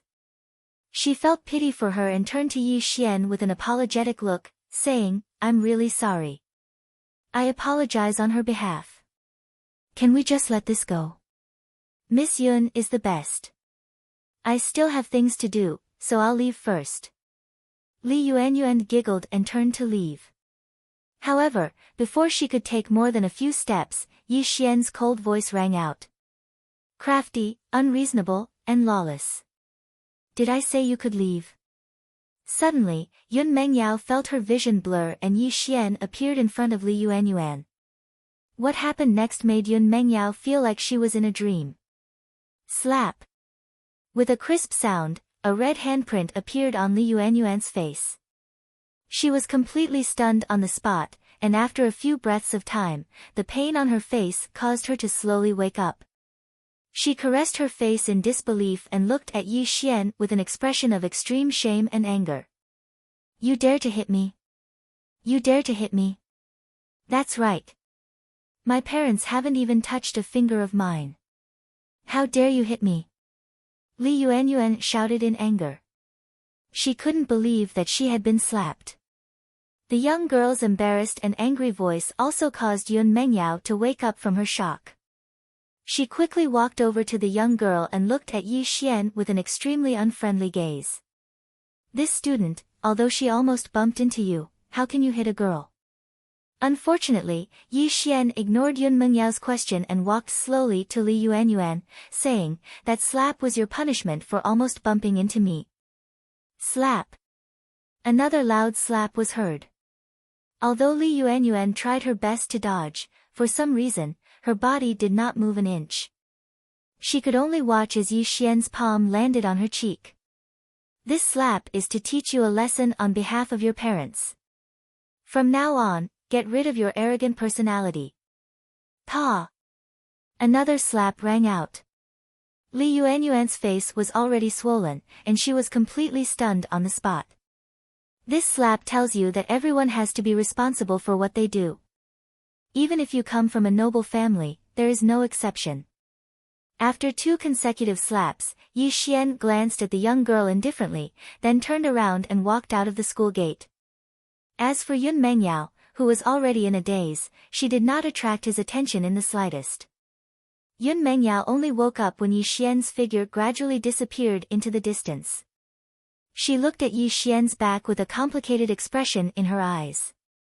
Yun Mengyao had lived for 21 years and had never seen such a violent man. Although Li Yuanyuan was a little unruly, she was still a young girl in the prime of her youth. The fact that her opponent could be so ruthless also refreshed Yun Mengyao's worldview. While Yun Mengyao secretly hated Yi Xian for being so violent, when she calmed down and thought about it carefully, Yi Xian did not seem to be at fault for slapping Li Yuanyuan 3 times. This strange feeling made her firmly remember Yi Xian's figure in her mind. Walking on the bustling street, Yi Xian's expression was calm. He did not feel the slightest bit of guilt for giving the young girl 3 slaps. Yi Xian did not feel the slightest bit guilty. Not to mention that the other party was a young girl, even if it was a beauty like Yun Mengyao, Yi Xian would definitely not be lenient.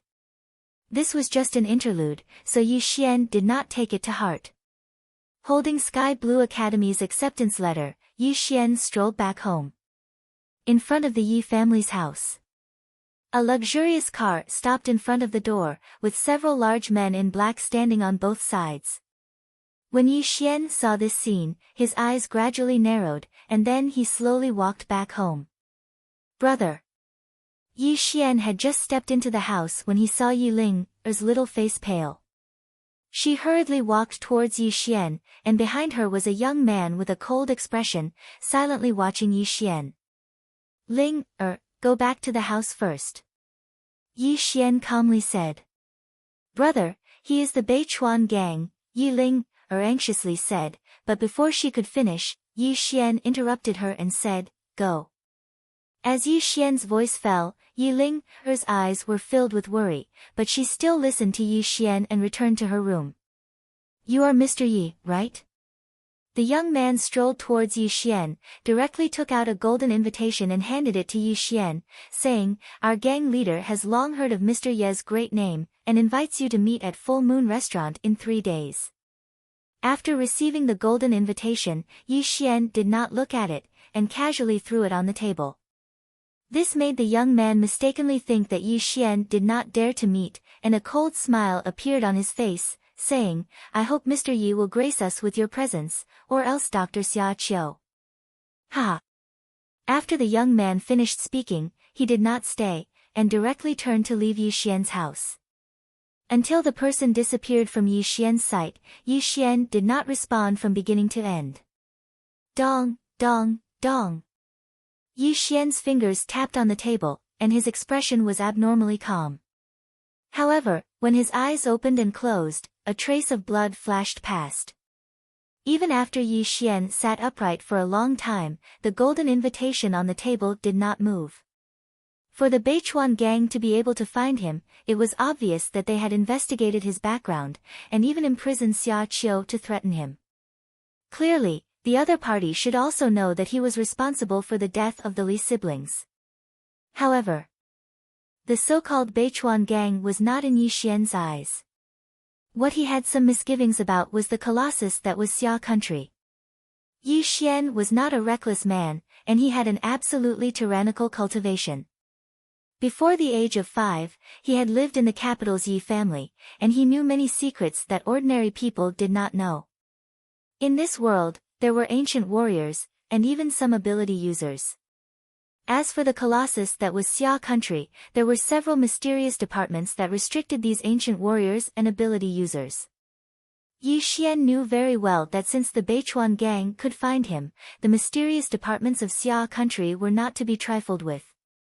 They had probably noticed his existence long ago. If Yi Xian was alone, he would not have taken them seriously.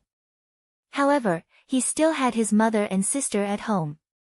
If he really went against these mysterious departments, he was afraid that his family would be implicated. After all, the other party represented Xia country. If they were to go against each other, this was not something that Yi Xian wanted to see. At the thought of this, Yi Xian shook his head helplessly. Perhaps this was the suffering of the boundless secular world that the virtual shadow had mentioned, and also the reason why he had tried so hard to prevent him from returning to the human world. Dispelling the thoughts in his mind, Yi Xian smiled in a carefree manner. There was no trace of worry in his eyes. Although he did not want to go against these mysterious departments, it did not mean that he, Yi Xian, was afraid of them. As an existence that surpassed mortals, if they knew what was good for them, they would naturally live in peace. However, if they insisted on going against him, then perhaps Yi Xian would become the immortal heavenly lord and let some people know what true terror was. Transcending mortals, emotionless six desires, wielding the power of life and death, and being known as the immortal heavenly lord. If it were not for the fact that he could not let go of the people and matters in the human world, Yi Xian would have stepped into the earth immortal realm long ago to search for what he truly wanted in the depths of his heart. Brother, you can't go. Unknowingly, Yi Linger had walked out of the room. Clearly, she had heard the words of the young man just now. This also caused her to try her best to persuade Yi Xian. You don't have to ask about my matters. Also, don't tell mother about this, lest she worries. This is the admission notice of Sky Blue Academy. You will report to the school tomorrow. Yi Xian casually handed the admission notice to Yi Linger and turned to return to the house.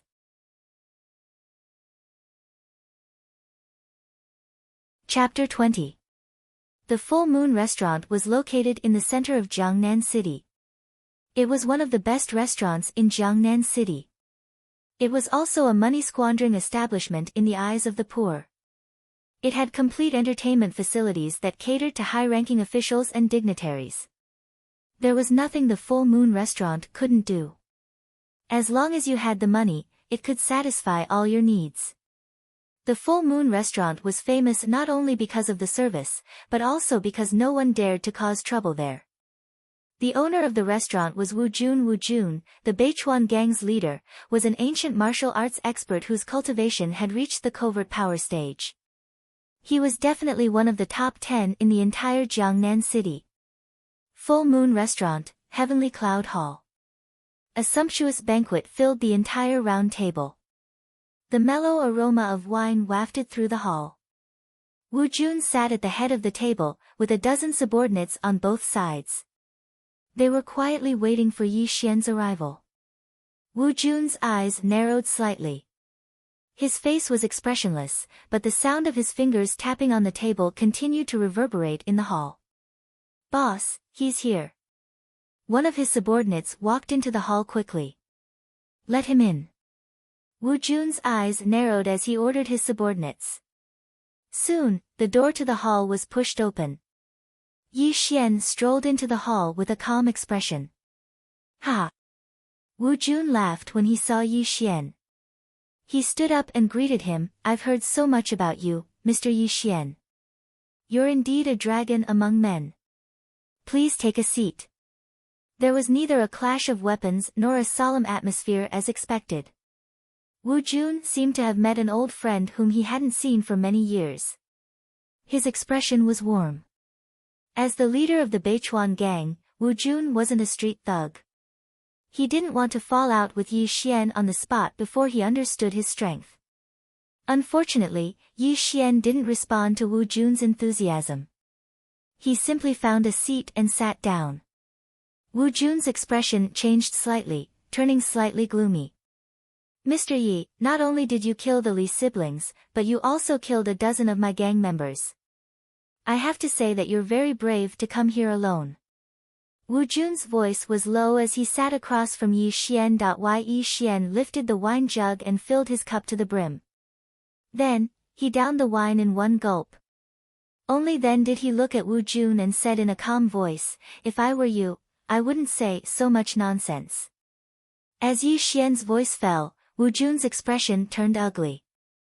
More than a dozen of his men standing beside him pulled out their guns and pointed them at Yi Xian. "I have to say, although you are very courageous, you are throwing your life away here."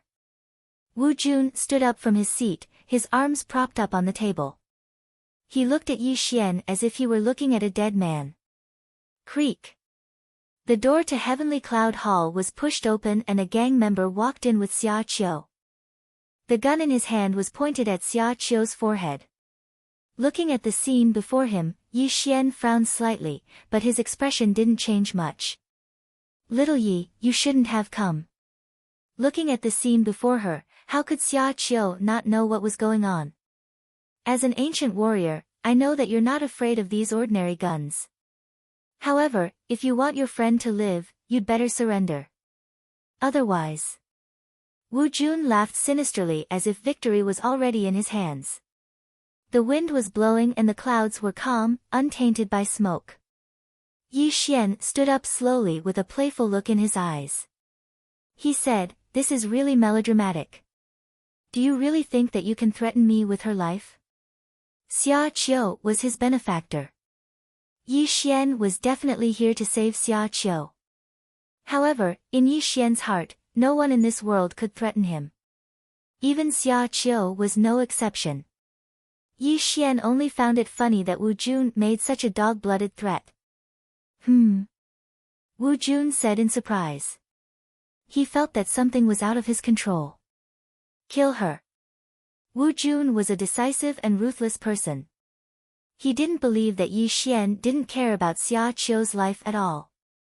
Unfortunately, before Wu Jun's subordinates could shoot, he was sent flying.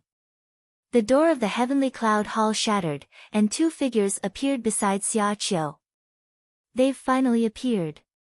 Looking at Tai Li and the little girl, Ling Long, Yi Xian narrowed his eyes. These were the people he had been waiting for.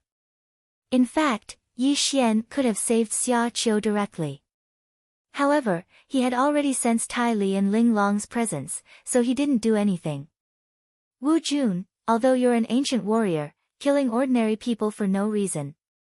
Are you looking down on the Wu and agency?" Tai Li's expression was cold as he questioned Wu Jun, people from the Wu and agency. Looking at Tai Li and Ling Long's appearance, Wu Jun's face turned pale. Although he was the leader of the Beichuan gang, he had to retreat when facing people from the Wu and agency. He knew that he wouldn't be able to kill Yi Xian today. "Sirs, you must be joking. Today, I'm only treating this little brother to dinner. Now that dinner is over, I'll take my leave first." Wu Jun forced a smile. Then, he looked deeply at Yi Xian and gestured for his subordinates to leave. Unfortunately, before Wu Jun could take a few steps, Yi Xian's calm voice sounded behind him. "Did I give you permission to leave?" Wu Jun's expression changed drastically as he turned around. He had never thought that he would let Yi Xian go because of the people from the Wu and agency. However, Yi Xian didn't know when to back down. "Kid, I'll give the Wu and agency some face today and won't lower myself to your level. I hope you can escape today." Wu Jun sneered as he led his subordinates out of the Heavenly Cloud Hall. The appearance of the Wu and agency was obviously targeting Yi Xian. In Wu Jun's eyes, Yi Xian was already a bird in a cage. Even if he didn't die, he would probably spend the rest of his life in the Wu and agency's prison. The only pity was that he couldn't get Yi Xian's head to exchange for the 300 million Chinese currency from the Li family. Seeing Wu Jun gradually disappear from his sight, Yi Xian didn't move. He didn't pursue this person either. Instead, he muttered to Yi Xian. "I've said it before. You can't leave. Yi Xian, as an ancient martial art practitioner, you are suspected of murdering dozens of people. Come with us." Tai Li strode towards Yi Xian. A glowing rope appeared in his hand. It was obvious that it had great restraining power against ancient martial art practitioners. Wang! Suddenly, Yi Xian moved, like a gentle breeze brushing past a willow tree or a wave sweeping past. Before Tai Li could react, a jade-like palm suddenly grabbed Tai Li's neck and lifted him into the air as if he was a chick. Iron body technique. Tai Li never expected that Yi Xian would dare to attack him. After a moment of shock, he immediately activated his special ability. His entire body instantly emitted a misty light. His body turned silvery white, as if he was covered in a layer of fine steel. Bang! Metal collided and sparks appeared. Tai Li mustered all his strength and broke free from Yi Xian's grasp. The little girl, Ling Long, quickly appeared behind Tai Li. Her black eyes suddenly turned dark blue and her aura became colder. Seeing the two of them acting as if they were facing a great enemy, Yi Xian had a strange look in his eyes. He said, "Interesting."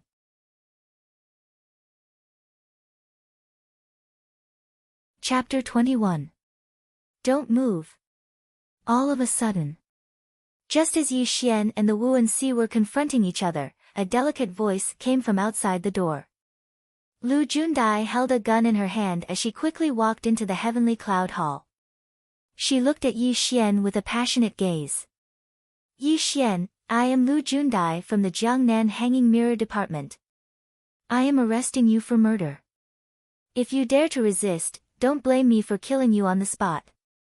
Ha! Hearing Lu Jundai's righteous warning, the corners of Yi Xian's mouth curled into a disdainful smile as he said, "According to what I know, the Hanging Mirror Department is a place that punishes evil and promotes good. That Wu Jun is from the underworld and has committed countless evil deeds. You guys aren't going to capture him first, but you insist on targeting me." As Yi Xian spoke to hear, his expression slowly turned gloomy as he continued, "Or do you think that I, Yi Xian, am easy to bully?" As soon as Yi Xian finished speaking, Lu Jundai's face instantly flushed red. Tai Li and Ling Long were also somewhat embarrassed. It was obvious that Yi Xian's questioning had caused them to feel ashamed. Just as Yi Xian said, Wu Jun was in charge of the Beichuan gang and had been running rampant in Jiangnan City for many years. He had someone behind him. And this person was someone that Tai Li and Ling Long could not afford to offend, let alone Lu Jundai. Wu Jun is not a good person. I, Lu Jundai, promise you that I will not let him go. But it is a fact that you have killed dozens of people. If you surrender now, we will be lenient with you," Lu Jundai said confidently. "Little Yi, go with Constable Lu. She is a good person. She will not harm you." Xia Qiu did not know Tai Li and Ling Long, but Lu Jundai was a constable of the Hanging Mirror Department. So, she tried to persuade Yi Xian. Unfortunately, Yi Xian remained indifferent. He only indifferently looked at Lu Jundai and the other two and said, "I'll give the three of you a chance. Pretend that I didn't see you today. If you know your limits, it's not too late to leave now." Boom! When Yi Xian finished speaking, the temperature of the entire heavenly cloud hall plummeted. An extremely terrifying pressure assaulted the three of them. "Constable Lu, you won't be of any help here. Hurry up and leave." Tai Li's expression was grave as he hurriedly spoke to Lu Jundai. "Yi Xian, surrender." Lu Jundai ignored Tai Li's warning and walked toward Yi Xian with a gun in her hand. Clearly, she wanted to bring Yi Xian back to the Hanging Mirror Department for interrogation. "You really are ignorant." Yi Xian took a step forward. It was as if he had torn apart time and space.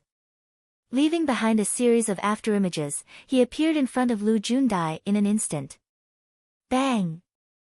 Flames sprayed out and bullets tore through the air. Facing Yi Xian's attack, Lu Jundai didn't hesitate any longer and directly pulled the trigger in her hand. Wang!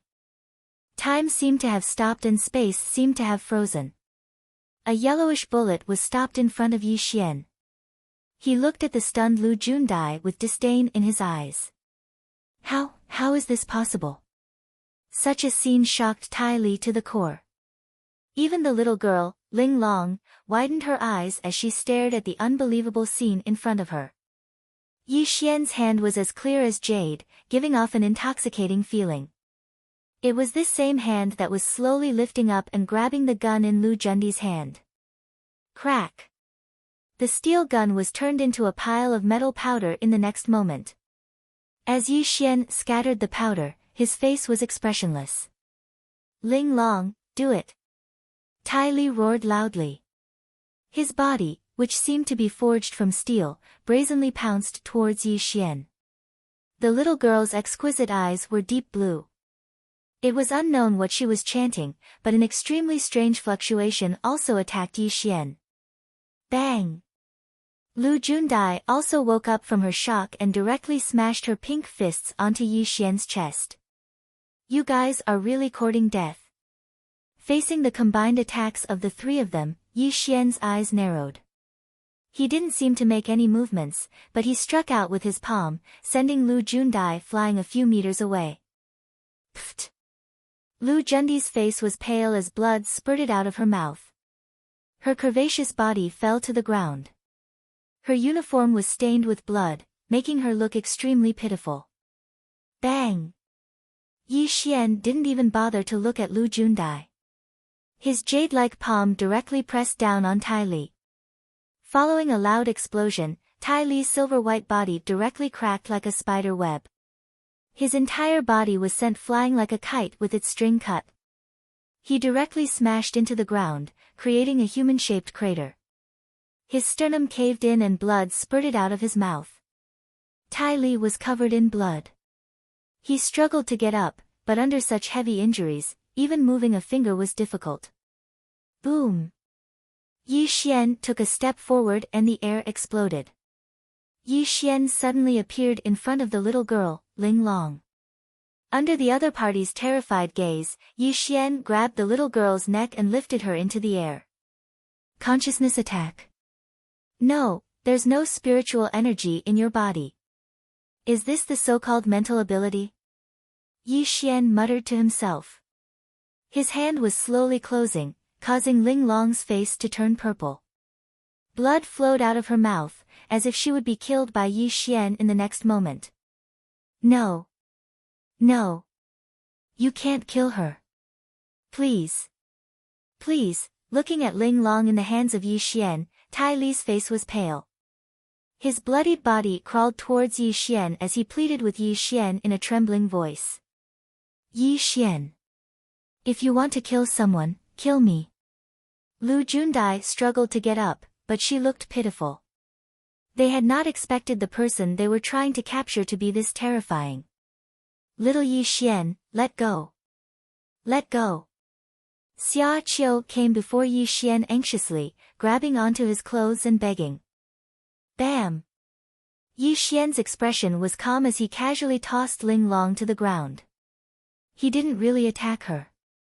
You guys should be thankful that you managed to survive today.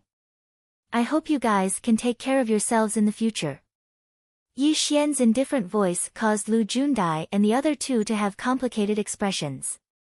When the three of them saw Yi Xian walk out the door, Lu Jundi's expression abruptly changed. She ignored her own safety and shouted at Yi Xian, You. Where are you going? I've said it before. Wu Jun won't be able to leave. If I, Yi Xian, want to kill someone, no one in this world can survive. Yi Xian's figure had already disappeared, but his emotionless voice echoed in the ears of Lu Jundai and the others. After Yi Xian left, the entire Heaven Cloud Hall was dead silent. Everyone's face was filled with shock. They knew that tonight was going to be a sleepless night. Grandmaster, he must be an ancient grandmaster. I didn't expect an ancient grandmaster to appear in the small Jiangnan city. Tai Li murmured, his eyes filled with shock. Ancient martial arts were divided into obvious strength, inward strength, and neutral strength. When one stepped into neutral strength, one would definitely be a master. Above neutral strength was the legendary grandmaster. They were existences that could establish their own sections. This kind of existence was beyond the ordinary. No matter where they went, they would be a high and mighty existence. Their methods were mysterious and unpredictable.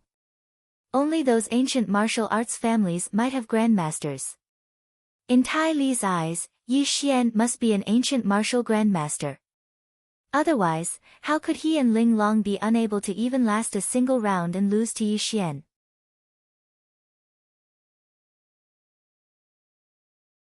Chapter 22. A crescent moon hung high in the sky. The silver moonlight shone down on Yi Xian, making him look like an immortal under the moonlight. Under the moonlight, Yi Xian walked slowly on the snowy ground. His expression was calm and his eyes were calm. He was unmoved by the fact that Lu Jundai and the rest had been severely injured. Yi Xian had always been merciless and ruthless. However, facing Lu Jundai and the rest today, Yi Xian had held back. It was not that he could not bear it, but there were some things that were better left unsaid. Although he was an immortal cultivator and was known as the Undying Heavenly Lord, he was still a citizen of the Great Xia. It was this land that gave birth to him, so he did not want to be on the opposite side of the Great Xia. Today, Yi Xian had displayed some of his strength. He was telling the people in charge of the Wuan agency that he, Yi Xian, was not an ordinary person. They could not use any restrictions to restrain him. If the other party could understand Yi Xian's intentions, then nothing would happen. However, if the other party did not know when to back down and insisted on targeting him, then Yi Xian would have no choice but to show them what true terror was. Lilac Building, Beichuan Group. Wu Jun sat on the sofa with an ugly expression on his face. More than 10 subordinates stood beside him. None of them dared to breathe too loudly, afraid of offending Wu Jun. Boss, Li Zongshan just called to ask about the progress of the matter. One of his subordinates said cautiously to Wu Jun, tell him that the Wuan agency is already involved in this matter. If he wants Yi Xian's life, let him do it himself. Wu Jun's face was dark and his voice was cold. Then should we return the 100 million that we accepted from Li Zongshan? Bam! Wu Jun raised his hand and slapped him, sending him flying. The suppressed anger in his heart finally exploded.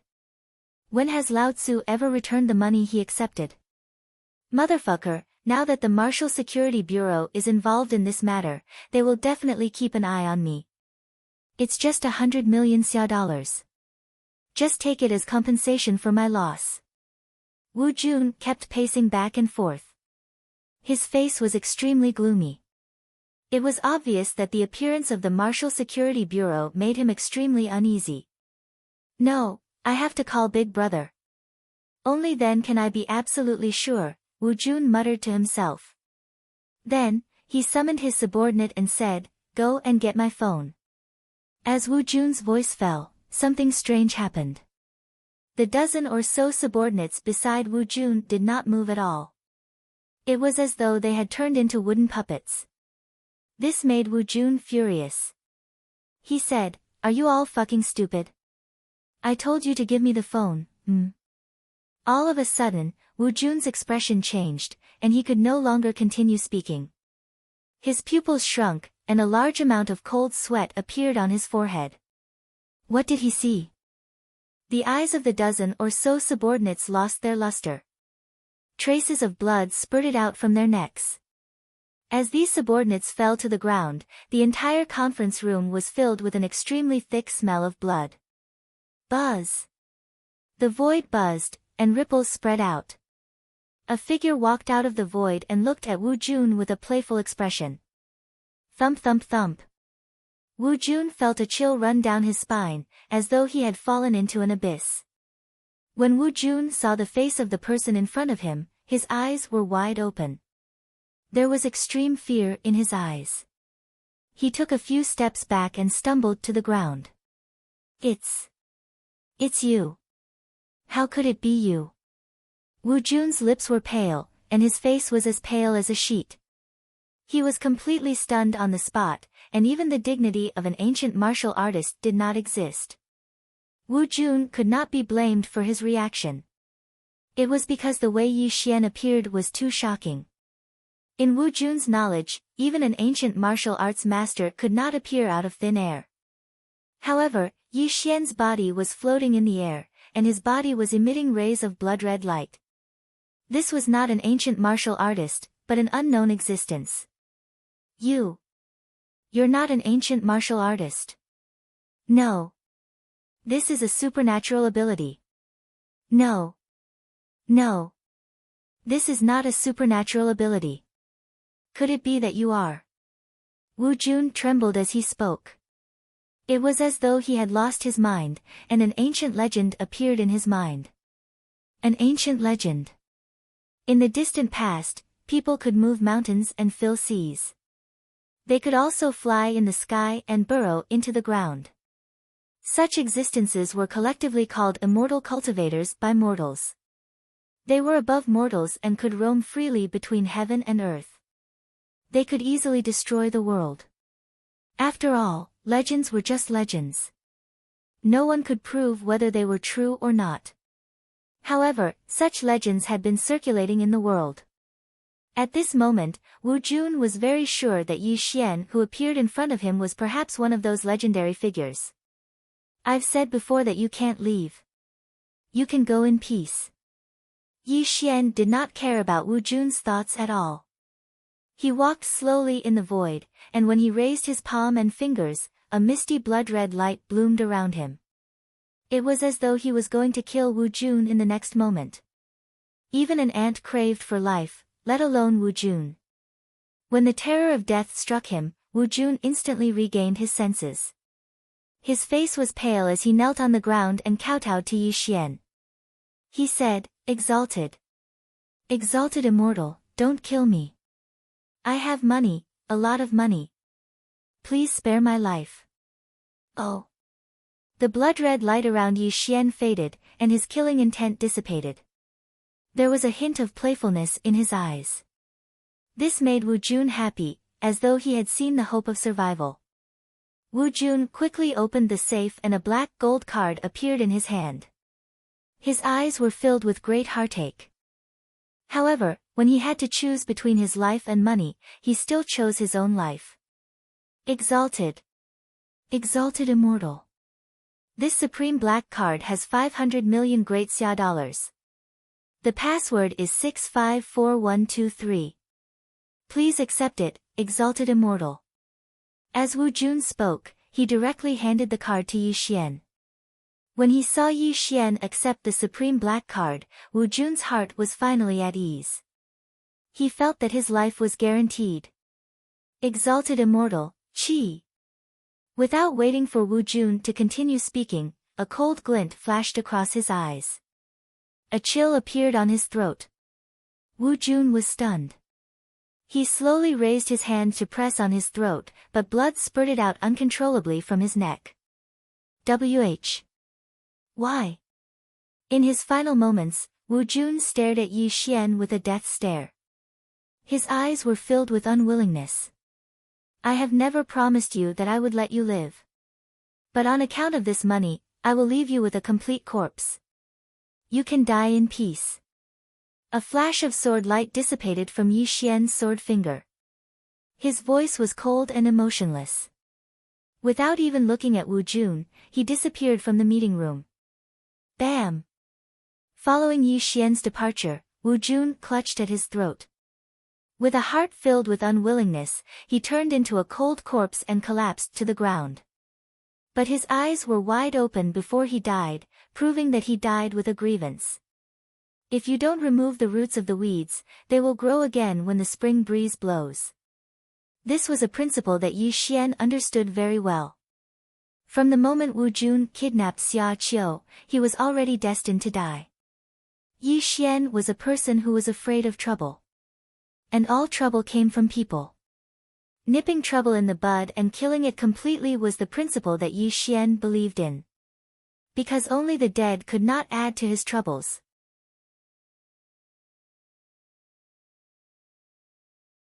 Chapter 23.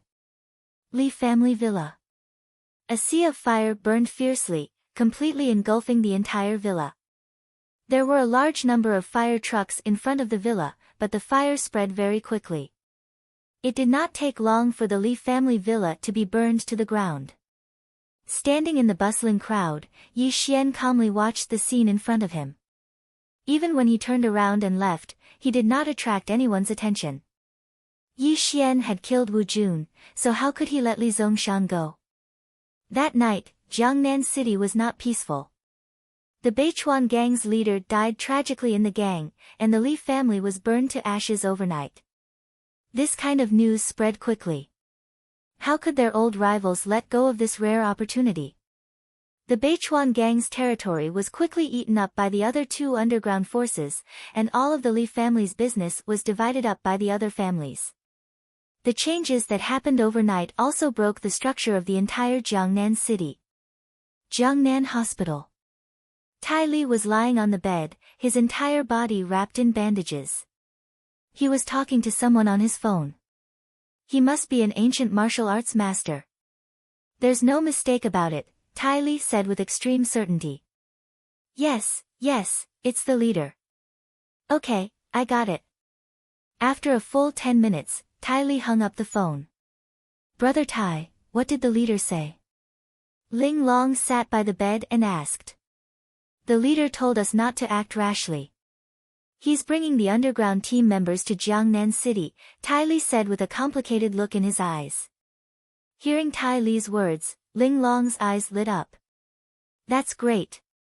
As long as the leader and the others arrive in Jiangnan City, that guy won't be able to escape. Sigh. I'm afraid the leader isn't here to capture him. Tai Li sighed. Looking at Tai Li's complicated expression, Ling Long's little face was stunned. A look of surprise appeared in her eyes, as if she had thought of something. Could it be that the leader wants to take him in? Ling Long asked in shock. That's an ancient martial arts master. If I were the leader, I'm afraid I would have the same idea. Tai Li smiled bitterly. It can't be. After getting confirmation from Tai Li, Ling Long's little face immediately turned bitter. She said, if we take him in, won't we become teammates with him? Teammates? Tai Li laughed self-deprecatingly. Ling Long, you're thinking too much. Not to mention other things, he's an ancient martial arts master. At the very least, he's a leader. You and I might have to listen to his orders. After Tai Li finished speaking, Yi Xian's figure couldn't help but appear in his mind. When he thought of Yi Xian's terrifying methods, an extreme chill rose from the bottom of his heart. And the Jiangnan city, of the Jiangnan city and, of the Jiangnan city. The higher-ups of the Martial Security Bureau had given the order that the Martial Security Bureau was fully in charge of these two matters. This also meant that the Jiangnan Prefectural Magistrate and the Hanging Mirror Bureau did not need to continue investigating. These days. Yi Xian. He planted flowers, raised grass, and read ancient books. When his little sister's mother came home, the family would have a happy dinner. He cherished this kind of peaceful life. The family was on the right track. Everything was developing in a good direction. This was what Yi Xian wanted to see. However, ever since Yi Ling found out that Yi Xian had not only returned safely from his appointment with Wu Jun, but also that the Beichuan gang had stopped looking for trouble with Yi Xian, Yi Ling realized that her brother was not an ordinary person. Every day after school, she would pester Yi Xian. She wanted to find out what secrets Yi Xian had. Brother, hurry up and tell me, do you know martial arts? The kind that allows you to leap over roofs and vault over walls, and use your inner strength to hurt people? Early in the morning, Yi Xian was leisurely drinking tea as he held an ancient book in his hand. Yi Linger walked out of her room and wrapped her arms around Yi Xian's neck as she spoke coquettishly to him. Looking at Yi Linger's curious little face, Yi Xian shook his head helplessly. A few days had passed. Every day when she went to school, she would ask Yi Xian about it. This made Yi Xian feel helpless. Okay, you're late for school. If you don't leave now, you'll be late. Yi Xian rubbed his little sister's hair. Tisk, forget it if you don't want to tell me. Yi Linger pouted. She picked up her bag and walked out of the house. But after a few steps, she suddenly turned around and said to Yi Xian, "Brother, you don't have a girlfriend yet, right? Let me tell you, our language teacher is a great beauty. She's definitely not any worse than Xia Qingzhu. Why don't you go to school with me?" When the time comes, hearing Yi Ling's words, Yi Xian suddenly froze. A figure appeared in his mind.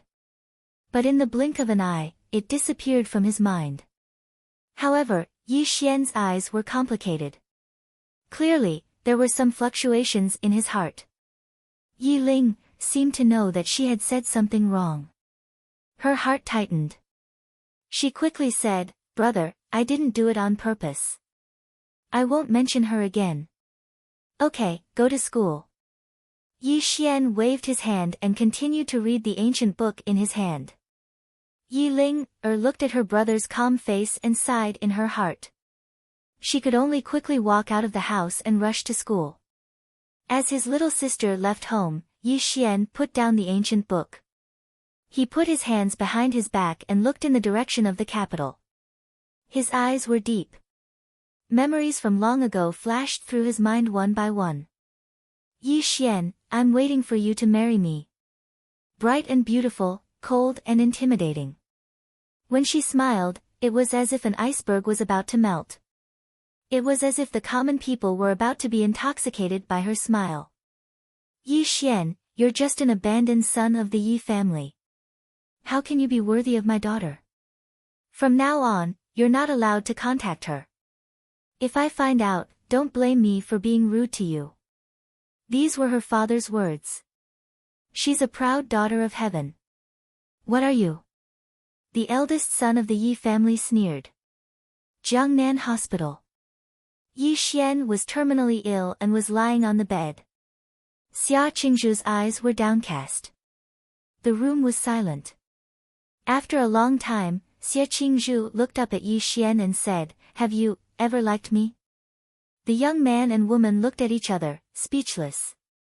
Yi Xian was seriously ill and on the verge of death. There was no hope for his future. He deeply understood that when Xia Qingzhu said these words, it was just a reason for her to be free. After a long time, Yi Xian's eyes flashed with sadness. He gave her the answer she wanted. "Maybe. I used to like you. I have to go back to the capital. After today, we won't meet again.